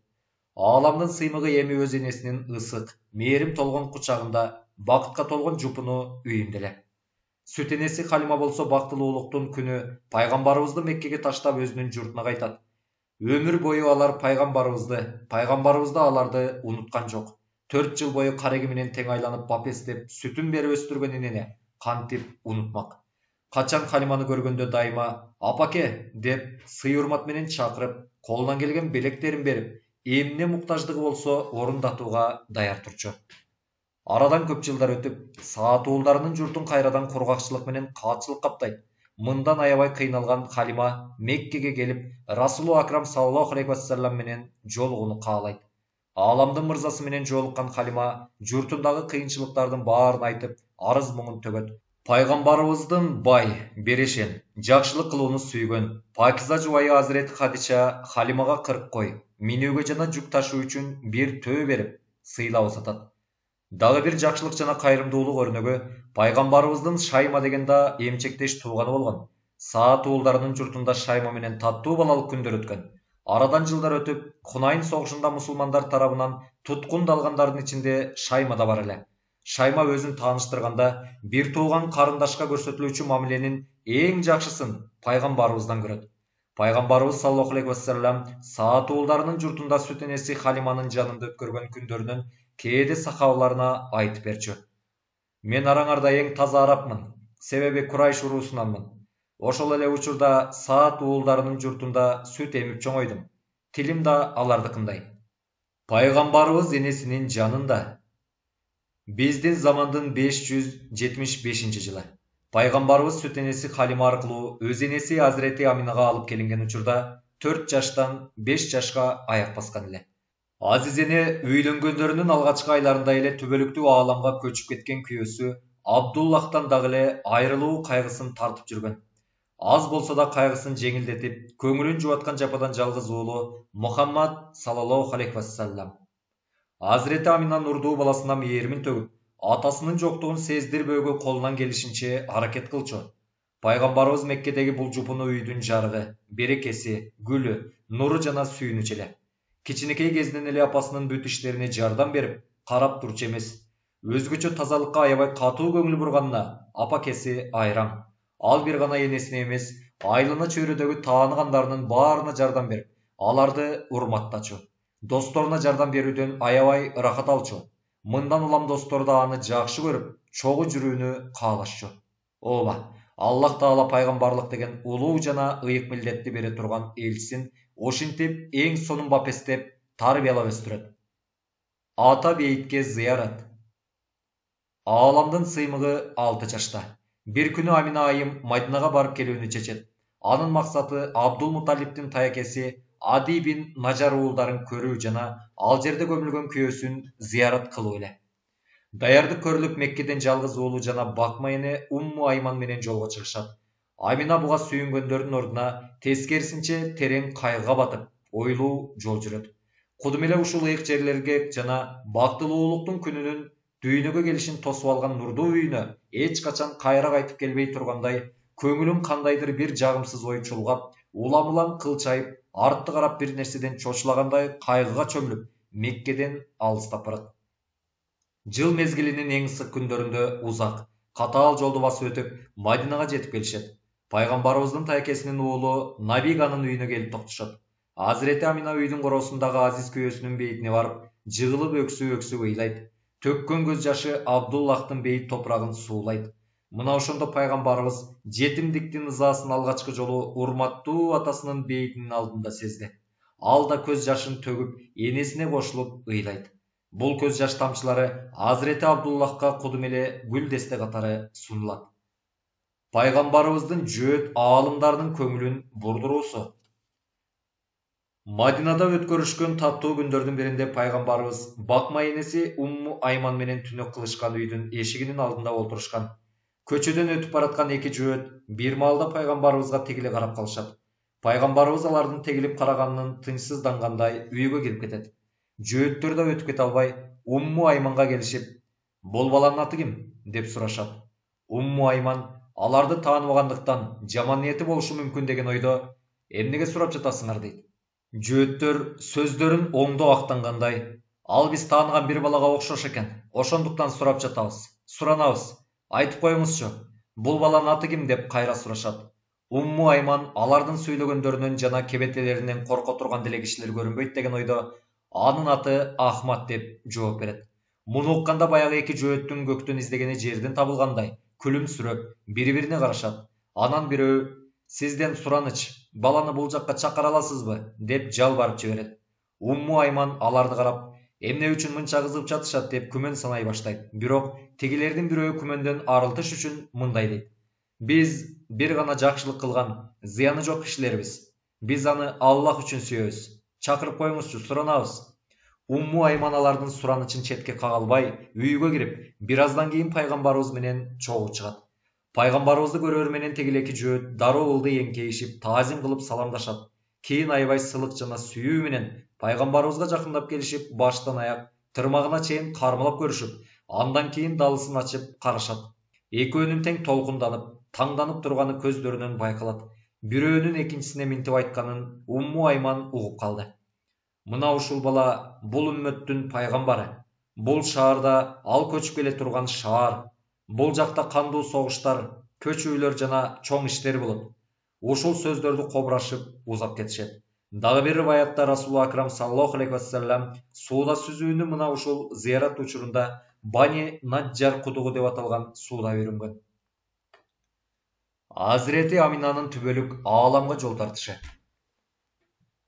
Азирети Амина ааламдын мырзасы менен Мадинада бир ай жүргөндөн кийин Меккеге кайтууну чечет. Туугандары менен кош айтышып, шаардан чыгышат. Эрме чөл, ээн талаада 3 жолоочу жол тартып барат. Азирети Амина, Нурдуу уулу жана Умму Айман. Баарынын жан дүйнөсүн бир өзгөчө сезим чулгап турду. Айрылуу, коштошуу жана кусалык шамалы Байкуш эненин жана Нурдуу уулунун жүрөктөрүн солкулдатып үшүткөндөй. Үйлөнгөндөрүнө эми 2 ай болгондо о дүйнөгө жаш кеткен күйөөсүн эстеген сайын Азирети Аминанын көздөрүнөн мөлт-мөлт жаш куюлат. Расулу Кибрия саллаллаху алейхи вассаламда энесинин көз жашына чыдай албай сыздап, ыйлап барат. Көзүнөн аккан жаш ырайым жамгыры сыяктуу кийимин суулайт. Жарым жолду арымдап калганда Азирети Амина капилеттен өзүн жаман сезип кыйнала баштайт. Пайгамбарыбыз менен Умму Айманды сары санаа басат. Бирок байкуштардын колунан эмне келмек? Азирети Аминанын барган сайын күчөгөн оорусуна кандай чара таба алышмак? Абба деген айылга жакын жердеги бир дарактын көлөкөсүнө токтоп, тыныгуудан башка чара табышпайт. Азирети Аминанын таптакыр алы кетип, өзүнүн тулку боюн көтөрө албай жыгылат. Үстүн бир нерсе менен жаап коюшту. Бүт денесин кара тер басып, деми кысылып кыйналып барат. Сүйүктүү пайгамбарыбыздын жүрөгүн энесинен ажырап калуу коркуусу мыкчып, тынчсызданып, көздөрүнөн жаш төгүлүп турду. Айлана жымжырт, асман мемиреп, кыбыраган жан жок. Кудум эле баары тилин жутуп алгандай тымтырс. Алсыз эне үн катпастан кыймылсыз жатат. Пайгамбарыбыз саллаллаху алейхи вассалам бүт күч кубатын эркин топтоп акырын "Апаке, кандайсыз?" деп сурайт. Жүрөгүнөн мээрим төгүлгөн эне жалгыз уулум кайгы чегип кыйналбасын деп ичтен сызып жаткан эле. Оорусу күчөп, жаны кыйналып жатса да, уулуна сездирбегенге күчүнүн болушунча аракет кылып, арам чыккан үнү менен "Айланайын балам, баары жакшы, эч жерим деле ооруган жок" деп жооп берет. Бул эки ооз сөздү араң айтып Азирети Амина эстен танып, өзүн жоготот. Эми сүйлөгөнгө да алы келбей тилден калды. Бир маалда суу деген үн угулат. Пайгамбарыбыз аткан октой барып суу алып келип, энесинин эрдине тамызды. Энеси күчүн топтоп суу ичет. Суу куюлган идишти сүйүктүү уулунун жумшак колдору менен кошо кармады. Көздөрүн ачып, уулунун нур чачкан жүзүнө тое-тое карап, колдорун эне мээрими менен сыйлайт. Ааламдын мырзасы энесин бир аз өйдөлөтүп, башын кучактайт. Көздөрүнөн аккан куттуу жашы жазгы жамгырдай себелеп, энесинин кийимине тамчылап жатты. Аминанын жүрөгү уйгу-туйгу болуп, уулунун кулак түбүндө ыйлаган үнү, сыздаган деми, өрттөнгөн жүрөгүнө дагы өрт кошуп, жаны эзилип, оорудан эч нерсе кыла албай айласыздан үнүн жашырып, сыздап ыйлайт. Күйөөсүнөн айрылган аз келгенсип, эми уулу менен да коштошобу. Бул чыдагыс азап, көтөрүлгүс дарт эле. Денесине азап берген оорудан да ушул ажыроо анын жан дүйнөсүн куйкалап жатты. Бирок колунан эмне келмек? Бул Аллах Тааланын койгон тагдырынын өз көрбөс өкүмү болчу. Азирети Амина бул оорудан кутула албасына көзү жетет. Акыркы жолу уулунун нурдуу жүзүнө коштошкон көздөрү менен карап, колдорун тое-тое жыттайт да төмөндөгүдөй сөздөрдү айтат. Эй, коркунучтуу өлүм огунан Аллахтын жардамы менен жүзтөө аркылуу кутулган адамдын уулу. Аллах сенин жолуңду ачык кылсын. Эгер көргөн түштөрүм туура чыга турган болсо, анда сен жоомарт, бакыттын ээси, Аллахтын адам балдарына арам менен адалды ажыратып көрсөтүш үчүн жиберилген элчиси болосуң. Сен Ибрахимдин аманаттарын жана динин толуктайсың. Аллах сени элдин баары сыйынып келген айкелдерге сыйынуудан коргойт жана андан алыс кармайт. Жашагандын баары өлөт. Жаңынын баары эскирет. Каргандын баары өлүмгө тушкан. Бардык нерсе өтүүчү. Акыры кетет. Ооба, Мен да өлөм, бирок ысмым түбөлүп эскерилет. Анткени таптаза уул туруп, артыма кайрылуу эскертүүчү калтырып жатамын. Ачуу келечегин кабарлаган мындай сөздөрдү айтып бүтөөр менен Азирети Аминанын көзү жумулуп, рухун улуу Аллах Таалага тапшырат. Мекке менен Мадинанын ортосундагы Абва айылы. Биздин замандын 576 жылы. Азирети Аминаны жерге берүү. Сүйүктүү пайгамбарыбыз менен Умму Айман тилден калгандай селейип туруп калышат. Бир гана пайгамбарыбыз саллаллаху алейхи вассаламдын көз жашы сүйлөп турду. Бир аздан кийин Умму Айман өзүнө келип, эркин колго алып, пайгамбарыбыздын көзүнүн жашын арчып, бооруна кысып, кайгырба, ыйлаба, жаным Мухаммад. Жараткандын тагдырынын алдында мойнубуз кылдан ичке. Жан, мал, бүт баары аныкы. Баардыгы бизге аманат. Аманатын кандай берсе, ошондой алат деп сооротуп кайрат айтат. Сүйүктүү пайгамбарыбыз да өзүн колго алганга аракет кылып, бир терең үшкүрүнүп алган соң мындай деди. Ооба, мен да билем. Анын өкүмүнө дайыма моюн сунам. Бирок эне жүзү унутулбай турган жүз. Ал жүздү бул дүйнөдө мындан ары кайра көрө албастыгым мени сыздатып жатат. Өзүн колго алып, көз жашын сүртүп, Умму Айманга энем аманатты ээсине тапшырды. Биз да анын аманат денесин топуракка тапшыралы, жаны жай алсын деди. Ошентип дүйнөнүн эң бактылуу энеси Азирети Аминанын денесин топуракка беришет. Ааламдын мырзасын дүйнөгө алып келгендиги үчүн руху кандай гана бийиктиктерде периштелер менен майрам кылып жүргөнүн ким билсин. Жерге берүүдөн кийин энесиз калган тоголок жетимди Меккеге жеткирүү милдети бакма энеси Умму Айманга калды. Умму Айман жол бою ага энесиз калганын сездирбөө үчүн колунан келген баардык аракеттерин жасайт. Аны өз баласындай бооруна кысып, сооротууга аракет кылат. Пайгамбарыбыз да аны энесиндей көрүп, энекелеп чакырчу. Кийин да көргөн сайын энемден кийинки энем деп урмат сый көрсөтөр эле. Томолой жетим. Нур жүздүү ааламдын сыймыгы томолой жетим калды. Бирок анын чыныгы коргоочусу, кам көрүүчүсү бар. Ал Хафиз. Аны өмүрү бою тарбиялап, калкалап, бале кырсыктардан коргойт. Куранда Раббиң сени жетим калганыңда өз коргоосуна алган жокпу деген маанидеги улуу аят пайгамбарыбыз саллаллаху алейхи вассаламдын ушул абалын эске салат. Ааламдын мырзасы жылдар өткөндөн кийин Худайбия келишими учурунда ушул Абва айылынан өтөт. Аллах Тааланын уруксаты менен энесинин бейтин зыярат кылып, ары жак бери жагын оңдоп, түздөп, көз жашын төгүп дуба кылат. Анын көз жашын көргөн сахабалар да ыйлашат. Андан, "О Аллахтын элчиси, эмнеге ыйладыңыз?" деп сурашат. Расул Акрам, "Энемдин мага болгон мээримин, сүйүүсүн эстеп ыйладым" деп жооп берет. Ата энесинин дүйнөдөн эрте кетишинин акылмандыгы. Бул жерде мындай суроо пайда болушу мүмкүн. Расул Акрам саллаллаху алейхи вассаламдын кадырлуу ата энеси эмнеге анын пайгамбарлыгын көрбөстөн көз жумушту? Жана эмнеге ата энесине ага ыйман келтирүү насип болгон жок? Бул суроого Азирети Беддуи Заман Саид Нурси өзүнүн Мектубат аттуу китебинде төмөндөгүдөй жооп берет. Аллах Таала өзүнүн жоомарттыгы менен сүйүктүү элчисинин балалык сезимин ыраазы кылыш үчүн ата энесин анын милдети астында киргизген жок. Ата энелик мартабадан руханий перзенттик мартабага түшүргөн жок. Акылман Аллах Таала өзүнүн тунук тарбиялоочулук милдети астына алып, аларды да бактылуу кылды. Сүйүктүү элчисин да ыраазы кылуунун ырайымдуулугун талап кылганынын ата энеси ага сыртынан үммөт кылган эмес, бирок үммөткө тиешелүү жакшылыктарды, фазилеттерди, бактылуулукту аларга ихсан кылган. Ооба, бир генералга жүз башы даражасындагы атасынын баш ийүүсү бири-бирине терс эки сезимдин таасирин ыңгайсыз абалга калтырат. Падыша да ошол урматтуу генералына ырайым кылып, ата энесин ага баш ийдирген жок. Пайгамбарыбыздын ата энесинин ыймандары тууралуу маселе. Ислам аалымдары бул маселени бир пикир менен төмөндөгүдөй аныкташкан. Ибрахим пайгамбар алейхиссаламдан баштап Расул Акрам саллаллаху алейхи вассаламга чейин келген бул нурдуу чынжырдын мүчөлөрүнүн баары чыныгы диндин нуруна кош көңүл калышпай, капырлыктын караңгылыгына батышкан эмес. Бирөөнө да ширк жана капырлык деген кир жуккан эмес. Ошондуктан сүйүктүү пайгамбарыбыздын ата энесинин ыйманына токтолгонубузда көптөгөн ислам аалымдары пайгамбарыбыздын ата энеси акыретте бейиштик болушаарына төмөндөгүдөй ачык айкын далилдерди келтиришкен.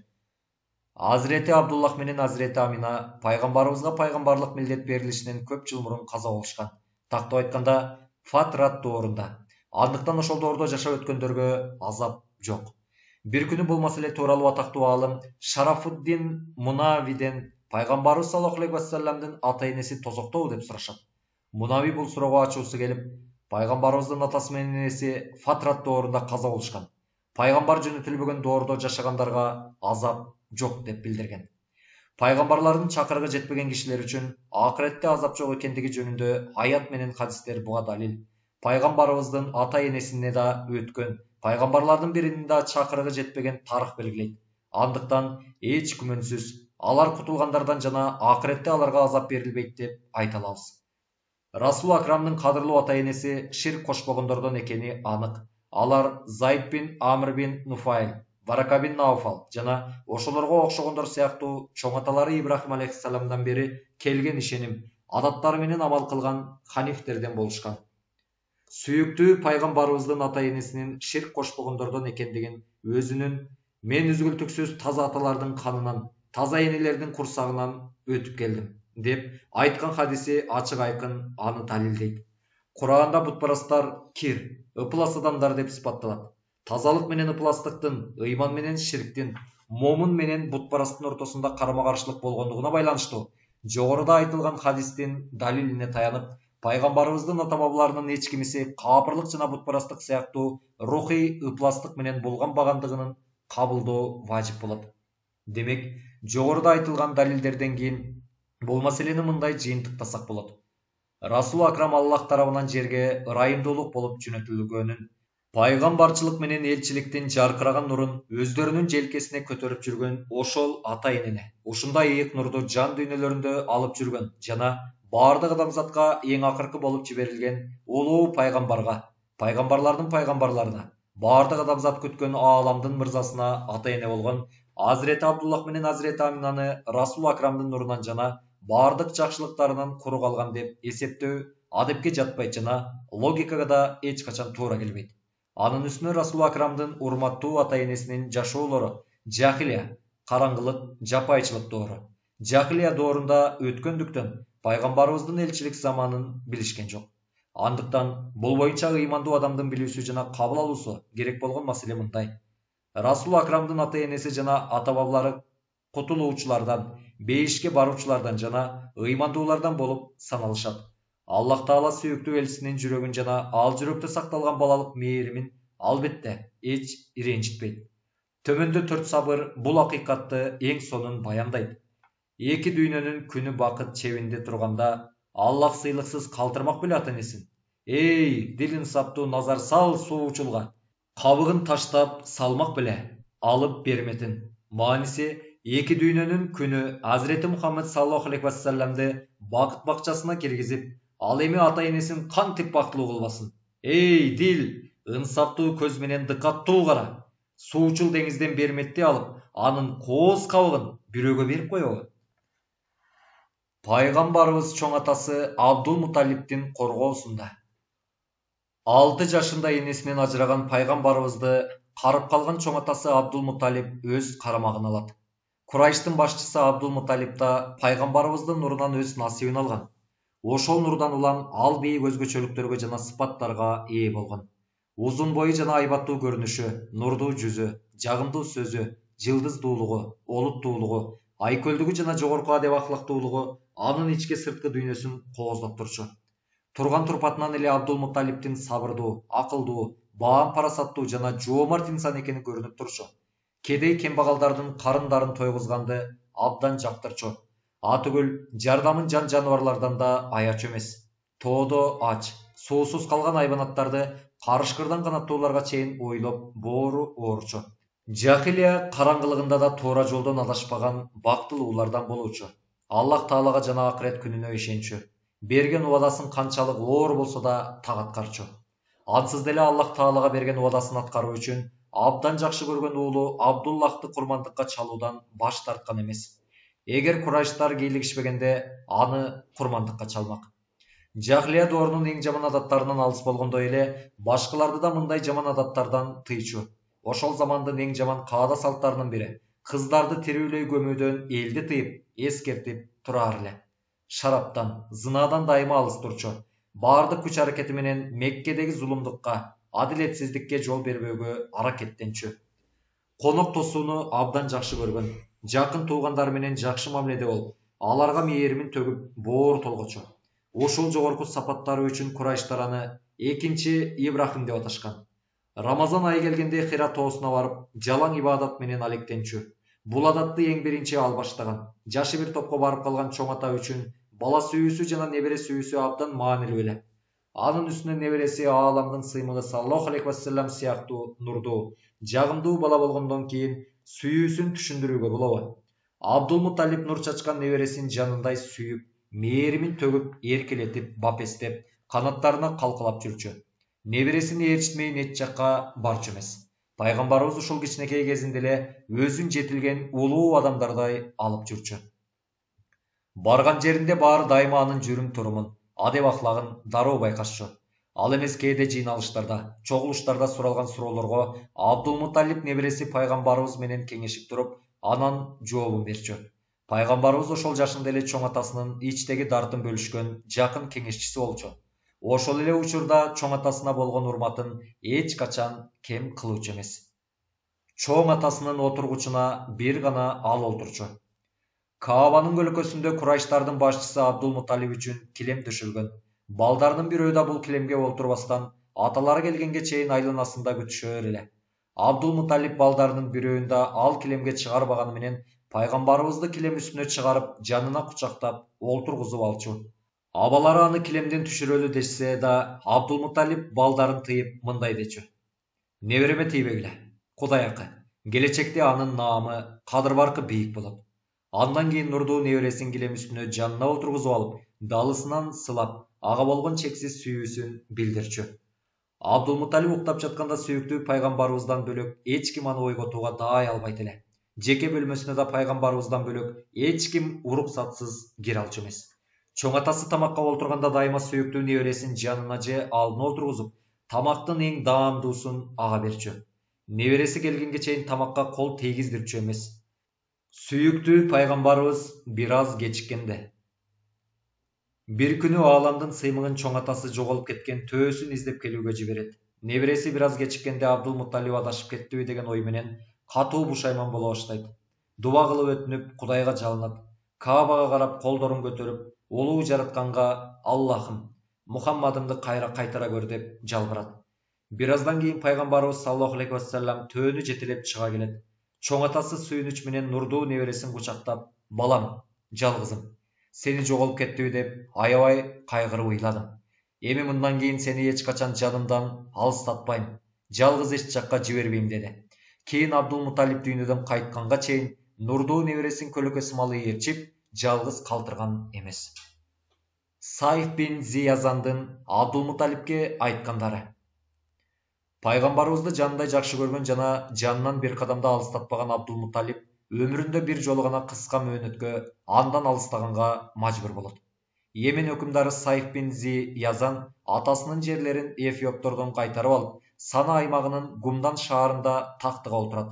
Арабстандын туш тарабынан ар кандай уруулардан жана элдердин башчылары аны куттуктоого келишет. Меккенин атынан да Абдулмуталиптин башчылыгында бир жамаат Гумдан шаарына жолго чыгыш керек эле. Мына ушундан улам Абдулмуталип нурдуу небересинен бир нече күнгө айрылууга аргасыз болот. Узакка созулган сапардан кийин Гумданга келген меккеликтерди Сайф бин Зиязан кабыл алат. Абдулмуталип өкүмдардан уруксат сурап, анын жогорку сапаттары жөнүндө жана атасынын жакшы өкүмдар болгонун айтып, акырында кайсыл жерден келишкенин айтуу үчүн сөз улап: "Биз Аллах кол тийбес кылган мамлекеттин эли, Байтуллахтын кызматкерлерибиз" дейт. Анын бул сөздөр өкүмдарын көңүлүн буруп: "Эй, сөзү жагымдуу киши, сен ким болосуң?" деп сурайт. Абдулмуталип: "Мен Хашим уулу Абдулмуталипмин" деп жооп берет. Сайф эми мурункудан да көбүрөөк көңүл буруп, кубаныч жана толкундануу аралаш: "Анда сен менин карындашымдын уулу болот турбайсыңбы?" дейт. Абдулмуталип: ооба, деп жооп берет. Сайф Абдулмуталипке ого бетер жакын болуп, жылуу мамиле жасап, жакын келүүсүн суранат. Андан кийин: демек, биз тууган болуп турбайбызбы? Силердин келгениңерге аябай ыраазымын. Силер күнү түнү чогуу олтуруп сүйлөшүп, жагымдуу маек курганга ылайык абройлуу кишилер экенсиңер дейт. Сайф бул жагымдуу сөздөрүн айтып, Абдулмуталипти бир ай бою Ак сарайында сыйлап далилдейт. Ак сарайдагы күндөр жалаң жакшы маанайда, жагымдуу маектер менен коштолот. Ыйык китептерден келе турган пайгамбардын сыпаттары, белгилери жөнүндө кеңири маалыматтарга ээ болгон Сайф бул маектерде кээ бир сыпаттарды, далилдерди байкап жатты. Бир күнү эч кимге сездирбестен Абдулмуталипти обочолонтуп, жанына чакырып алып мындай кеп салат. Эй, Абдулмуталип, сага бир сырымды айтайын, деп жатам. Анын сенин менен байланышы бар деп ойлоймун. Бул сыр бөтөн кишилерден жашырган, бир китептен тапкан абдан чоң жана маанилүү кабар. Абдулмуталип кызыгып: ал кандай сыр болду экен дейт. Сайф табышмактуу сырын түшүндүрүп баштайт. Ал ушул заманда дүйнөгө келген болуусу ыктымал. Бир бала тууралуу сыр. Ал силер жактагы Тихам аймагында дүйнөгө келет. Эки далысынын ортосунда калуу болот. Анын ата энеси эртеле көз жумат. Андан кийин кезеги менен чоң атасы, анан атасынын бир тууганы коргоосуна алышат. Ал достору менен жардамчыларынын даражасын көтөрүп, душмандарын эң төмөндөгүдөй аянычтуу абалга калтырат. Эң мартабалуу жерлерди жеңип алат. Кыямат күнүнө чейин инсандарга жол көрсөтүүчү жана башчы болот. Туура эмес диндерди жоюп, бутпарастыкты жок кылып, ырайымдуу Аллахка ибадат кылат. Анын сөзү мүшкүл маселелерди чечет, чындык жана адилеттик менен иш жүргүзөт. Ар убакыт жакшылыкка үндөйт, жакшылык кылат жана инсандарды жамандыктан кайтарат. Мындай сөздөрдү күтпөгөн Абдулмуталип өкүмдардын айткан бул сөздөрүнө таң калып, бул сырдын дагы бир аз тереңирээк чечмеленишин билүүгө абдан кызыгуусу артат. О өкүмдар, өмүрүң узун, өкүмүң дайым, кадырың бийик болсун. Ошол баланын сырын дагы да тереңирээк ачыктап берчи, деп Абдулмуталип. Өкүмдар андан ары сөзүн улантып, айткан сырын кененирээк ачыктап, ал сырдуу бала жөнүндө калган белги далилдерди санап айтып берди да: эй Абдулмуталип, эгер бул айтылган белги далилдердин баардыгын карай турган болсок, ошол баланын чоң атасы сен болушуң керек, деди. Бул сөздөрдү уккан Абдулмуталип сүйүнгөнүнөн дароо саждага жыгылат. Аны көрүп эми өкүмдар таң калат. Эй Абдулмуталип, сен менин айткандарымдан бир нерсе сездиңби? Деп сурайт өкүмдар. Кубанганынан көздөрү жайнаган Абдулмуталип: өкүмдар, менин Абдуллах деген абдан жакшы көргөн уулум бар эле. Аны өзүбүздүн уруубуздан Вахб бин Абдуманафтын кызы Амина менен баш коштурган. Алардан бир бала төрөлдү. Ошол баланын далысында калы бар. Айткан белгилериңдин баардыгы ал балада бар. Ата энеси каза болгон. Азыр ал менин карамагымда, дейт. Сайф да ойлогон оюнда жаңылмаганын билип, кубануу менен: балаңа сак бол. Жөөттөр ага душман. Ошолордон абайла. Бирок Аллах анын душмандарына зыян берүүлөрүнө жол бербейт. Мен мурунку китептерден окугандарыма караганда, Ясрип, Мадина. Ясрип анын көчүп барчу жери болот. Ошол жактагылар ага көп жардам беришет, дейт. Ошентип өкүмдарда Абдулмуталипта улуу сырдын сырдуу түймөгү чечилип, көп убакыттан бери күтүп жүргөн сүйүнүчтүү улуу окуяга чогуу күбө болгондуктарына төбөлөрү көккө жетип, ыраазы болуп турушту. Сайф пайгамбарыбыз тууралуу ушинтип кереметтүү түрдө алдын ала кабар берген эле. Бир канча убакыттан кийин өкүмдар Абдулмуталип баштаган Курайштарды чоң сый урмат менен көптөгөн бечкектерди берип, Меккеге узатат. Өзгөчө Абдулмуталипке сүйүнүч иретинде башкаларга караганда абдан көбүрөөк белек тартуулайт. Узатып жатып, неберең тууралуу жыл сайын мени кабардар кылып тур, деген суранычын айтат. Бирок Сайф пайгамбарыбыз жөнүндө чоң атасынан бөлөк эч кандай кабар уга албастан, ушул окуядан бир жыл өтпөй эле көз жумат. Ошентип алар Меккеге жолго чыгышат. Жолдо баратып Абдулмуталиптен, Меккеден чогуу келген жамааттан кээ бирөөлөрү эмнеге өкүмдар ага мынча көп белек бергендигинин себебин сурашат. Абдулмуталип жөн гана: ичиңер күйбөсүн, мунун албетте бир себеби бардыр, деп гана тим болот. Меккеге келгенден кийин бир ай бою айрылуудан нурдуу небересин катуу сагынган Абдулмуталип пайгамбарыбызды бооруна кысып кучактап, аны кайра көргөнүнө төбөсү көккө жетип турду. Пайгамбарыбыз ырайымдын себепчиси. Ырайым деген сөз бұл жерде жаңғыр деген мааниде. Сүйүктүү пайгамбарыбыз чоң атасы Абдулмуталиптин карамагында чоңоюп жатты.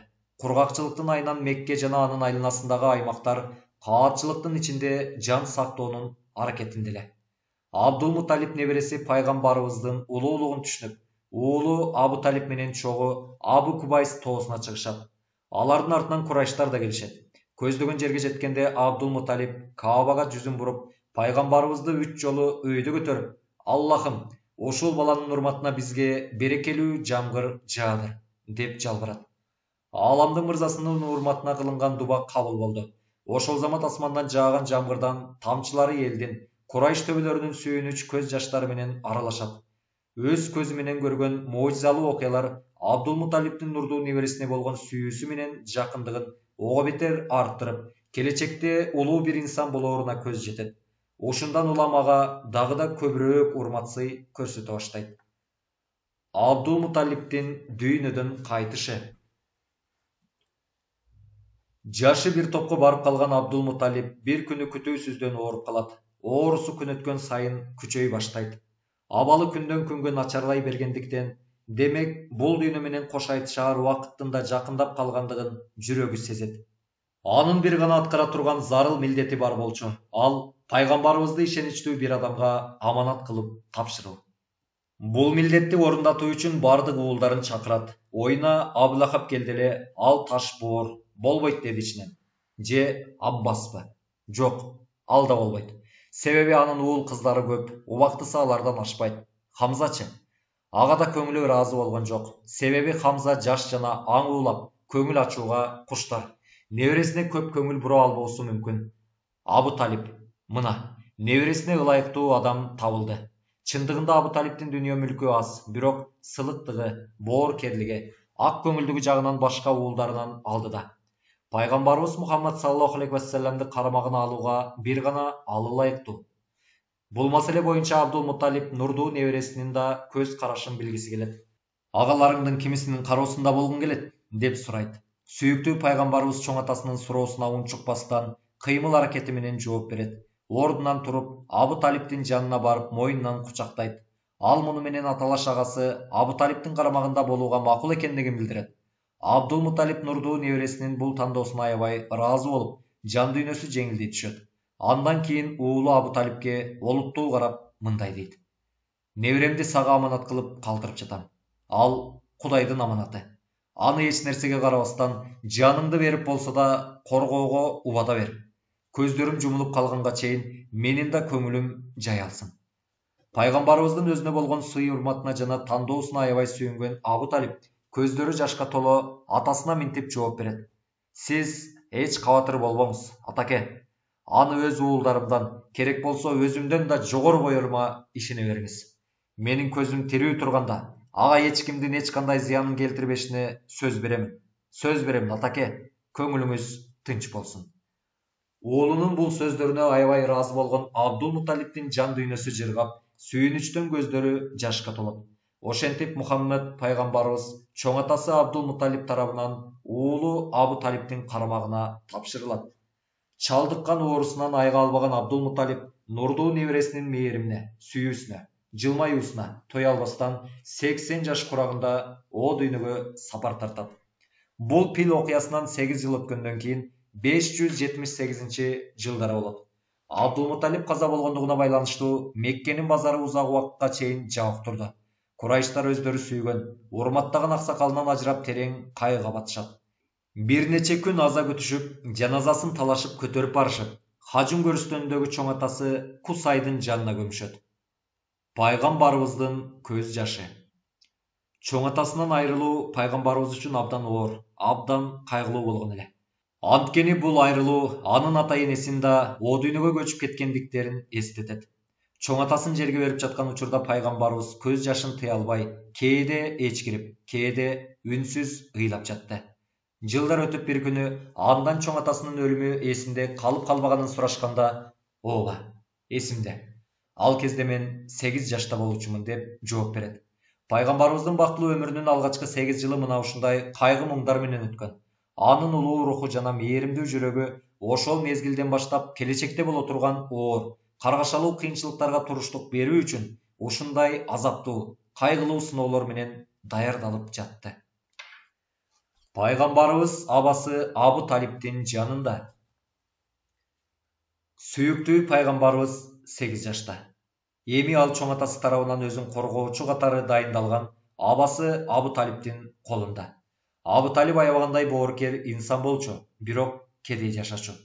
Меккенин сыртында жайылып, шаарга алып келгенде сүтүн саап ичкен бир нече төөсүнөн бөлөк эч кандай мал мүлкү жок эле. Бала чакалуу болгондуктан турмушу оор болчу, бирок ага карабастан өзүнүн чынчылдыгы жана адилеттүүлүгү менен Курайштардын ичинде жогорку урмат сыйга, абройго ээ болгон. Азирети Али радиаллаху анху атасынын бул абалын минтип эскерет. Атам кедей болсо да, Курайштардын кадыр барктуу, сыйлуу аксакалдарынын бири болчу. Өзү кедей болсо да эл ичинде белгилүү сый урматка жеткен киши андан мурда болгон эмес. Абу Талип жеке жашоосунда да ошол караңгы доордун жамандыктарынан, ыплас жоруктарынан алыс болчу. Курайш мушриктери суудай ичкен ичимдикке атасы сыяктуу эле таптакыр жологон эмес. Белгилүү болгондой Абу Талип ааламдын сыймыгын коргойм деп бул оор милдетти өз мойнуна алган. Ошону менен эле бирге ал иниси Зубайр тарабынан өткөрүлүп берилген Каабага парда жасоо кызматы менен алектенип жана ажылыкка келген ажыларга суу ичирүү милдетин да аткарчу. Кийинчерээк бул милдеттер көбүрөөк чыгымды талап кылгандыктан кыпындай оокаты менен мындан ары аткара албастыгын түшүнүп, бул милдеттерди бир тууганы Азирети Аббаска өткөрүп берүүгө мажбур болот. Рифаде жана Сикай милдеттеринин Меккенин багынтылышына чейин Азирети Аббас аткарат. Кийин Мекке мусулмандарга өткөндөн кийин бул милдеттерди Расулуллах кайра эле Аббастын өзүнө тапшырган. Абу Талипти атасы Абдул Муталип сыяктуу сүйүктүү пайгамбарыбызды жанындай жакшы көрчү. Чоңойгуча ага өз атасындай абдан көңүл бурат. Инисин такыр жанынан чыгарууну каалачу эмес. Барган жерине чогуу барып, жанына олтургузуп, аны менен дос сыяктуу маектешчү. Абу Талиптин үйүндө ансыз тамак ичилчү эмес. Тамак даяр болгондо пайгамбарыбыз көрүнбөсө, Мухаммадым кайда? Чакыргылачы келсин, дечү. Анткени пайгамбарыбыз бар жерде дайыма береке болчу. Ал олтурган дасторкондон баары тоюшуп, тамак ашып калчу. Ал жок кезде көбүнчө баары тое электе эле тамак түгөнүп калчу. Ансыз деле сүйүктүү пайгамбарыбыз ошол кездерде эле аз жечү. Дасторконго олтурганда оор басырыктуу болуп, ныйматтарга урмат көрсөтчү. Башка балдар дасторкон салынаары менен тамакка жабалактап кол салып жатса, ал болсо улуулардан мурда тамакка кол сунчу эмес. Ал тургай кээде Абу Талип балдарынын ыңгайсыз абалда калбасын деп, ага өзүнчө дасторкон даярдачу.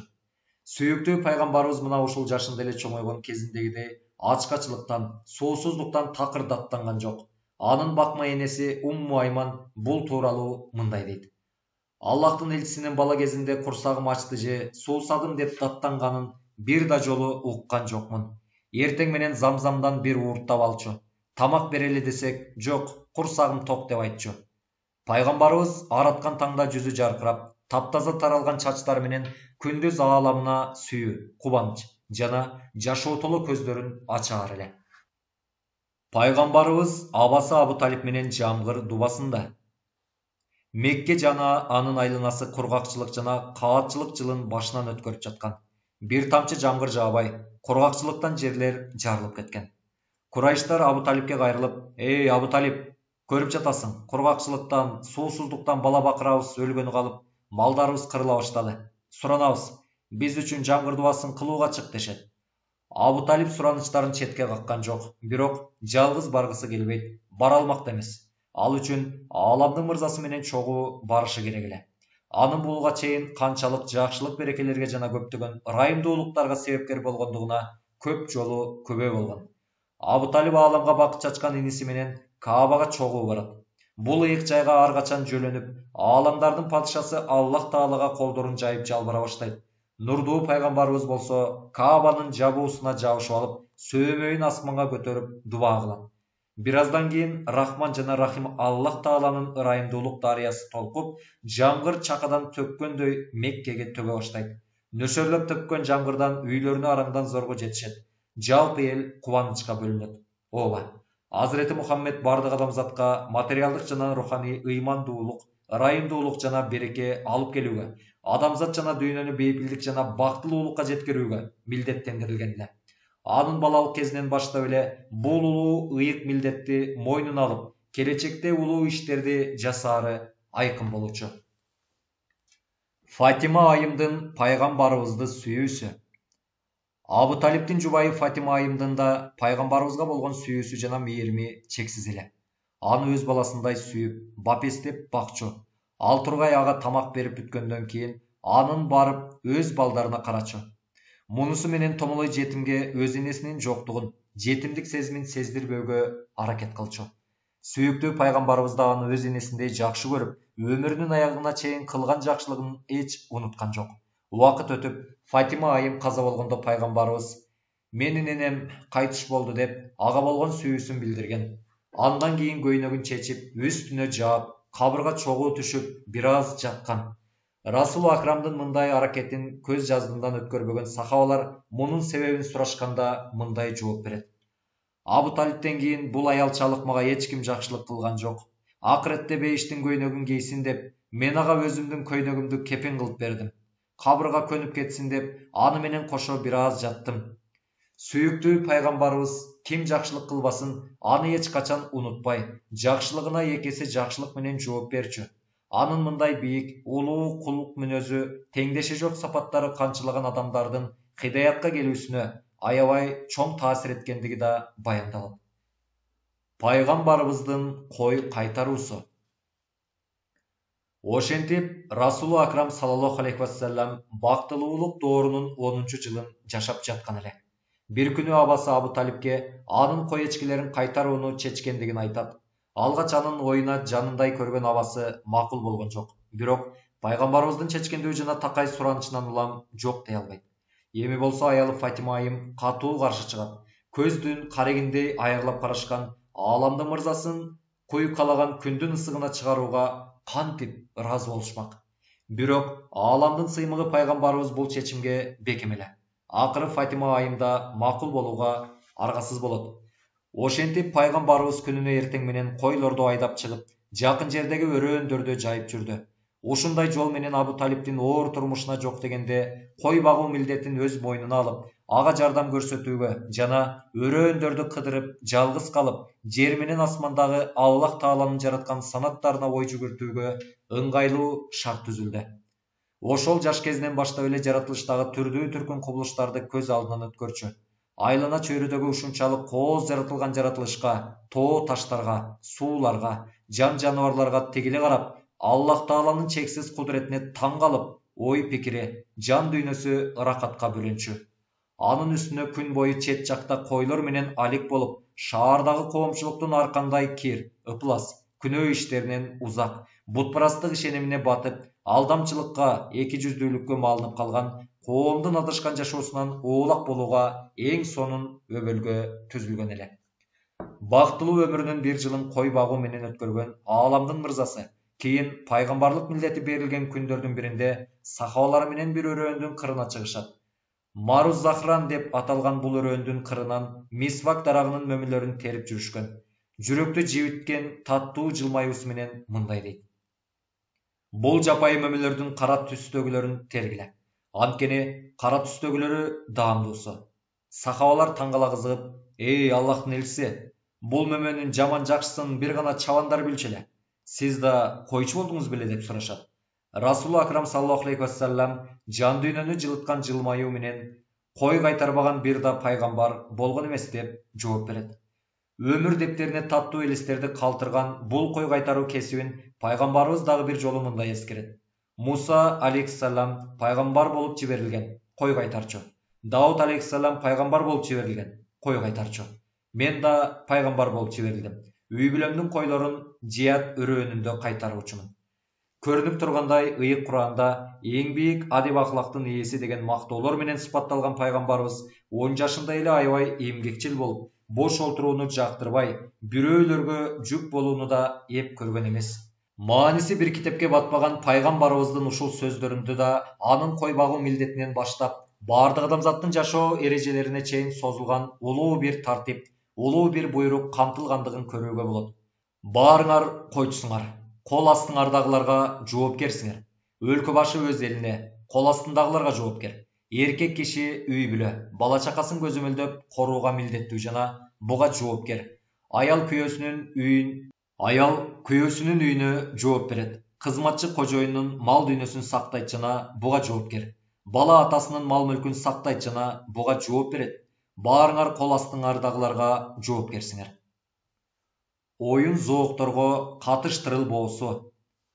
Аллах Тааланын жеке тарбиясы жана коргоосу астында бапестелген Аалам мырзасы пайгамбарыбыз Абу Талиптин койлорун кайтарып жүрүп, башынан өткөргөн маанилүү бир окуяны мындай баяндап берет.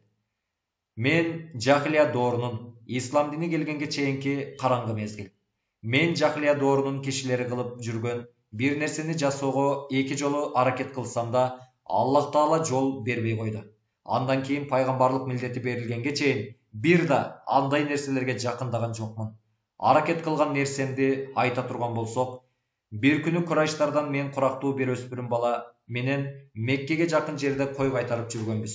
Күн батууга жакындап, кечкурун болуп калганда досума кайрылып, менин да койлорума көз салып тура аласыңбы? Мен Меккеге барып, башка тең туштарыма кошулуп, кечки оюн зоокторду көрүп келейин дедим. Досум макул, карап турам деди.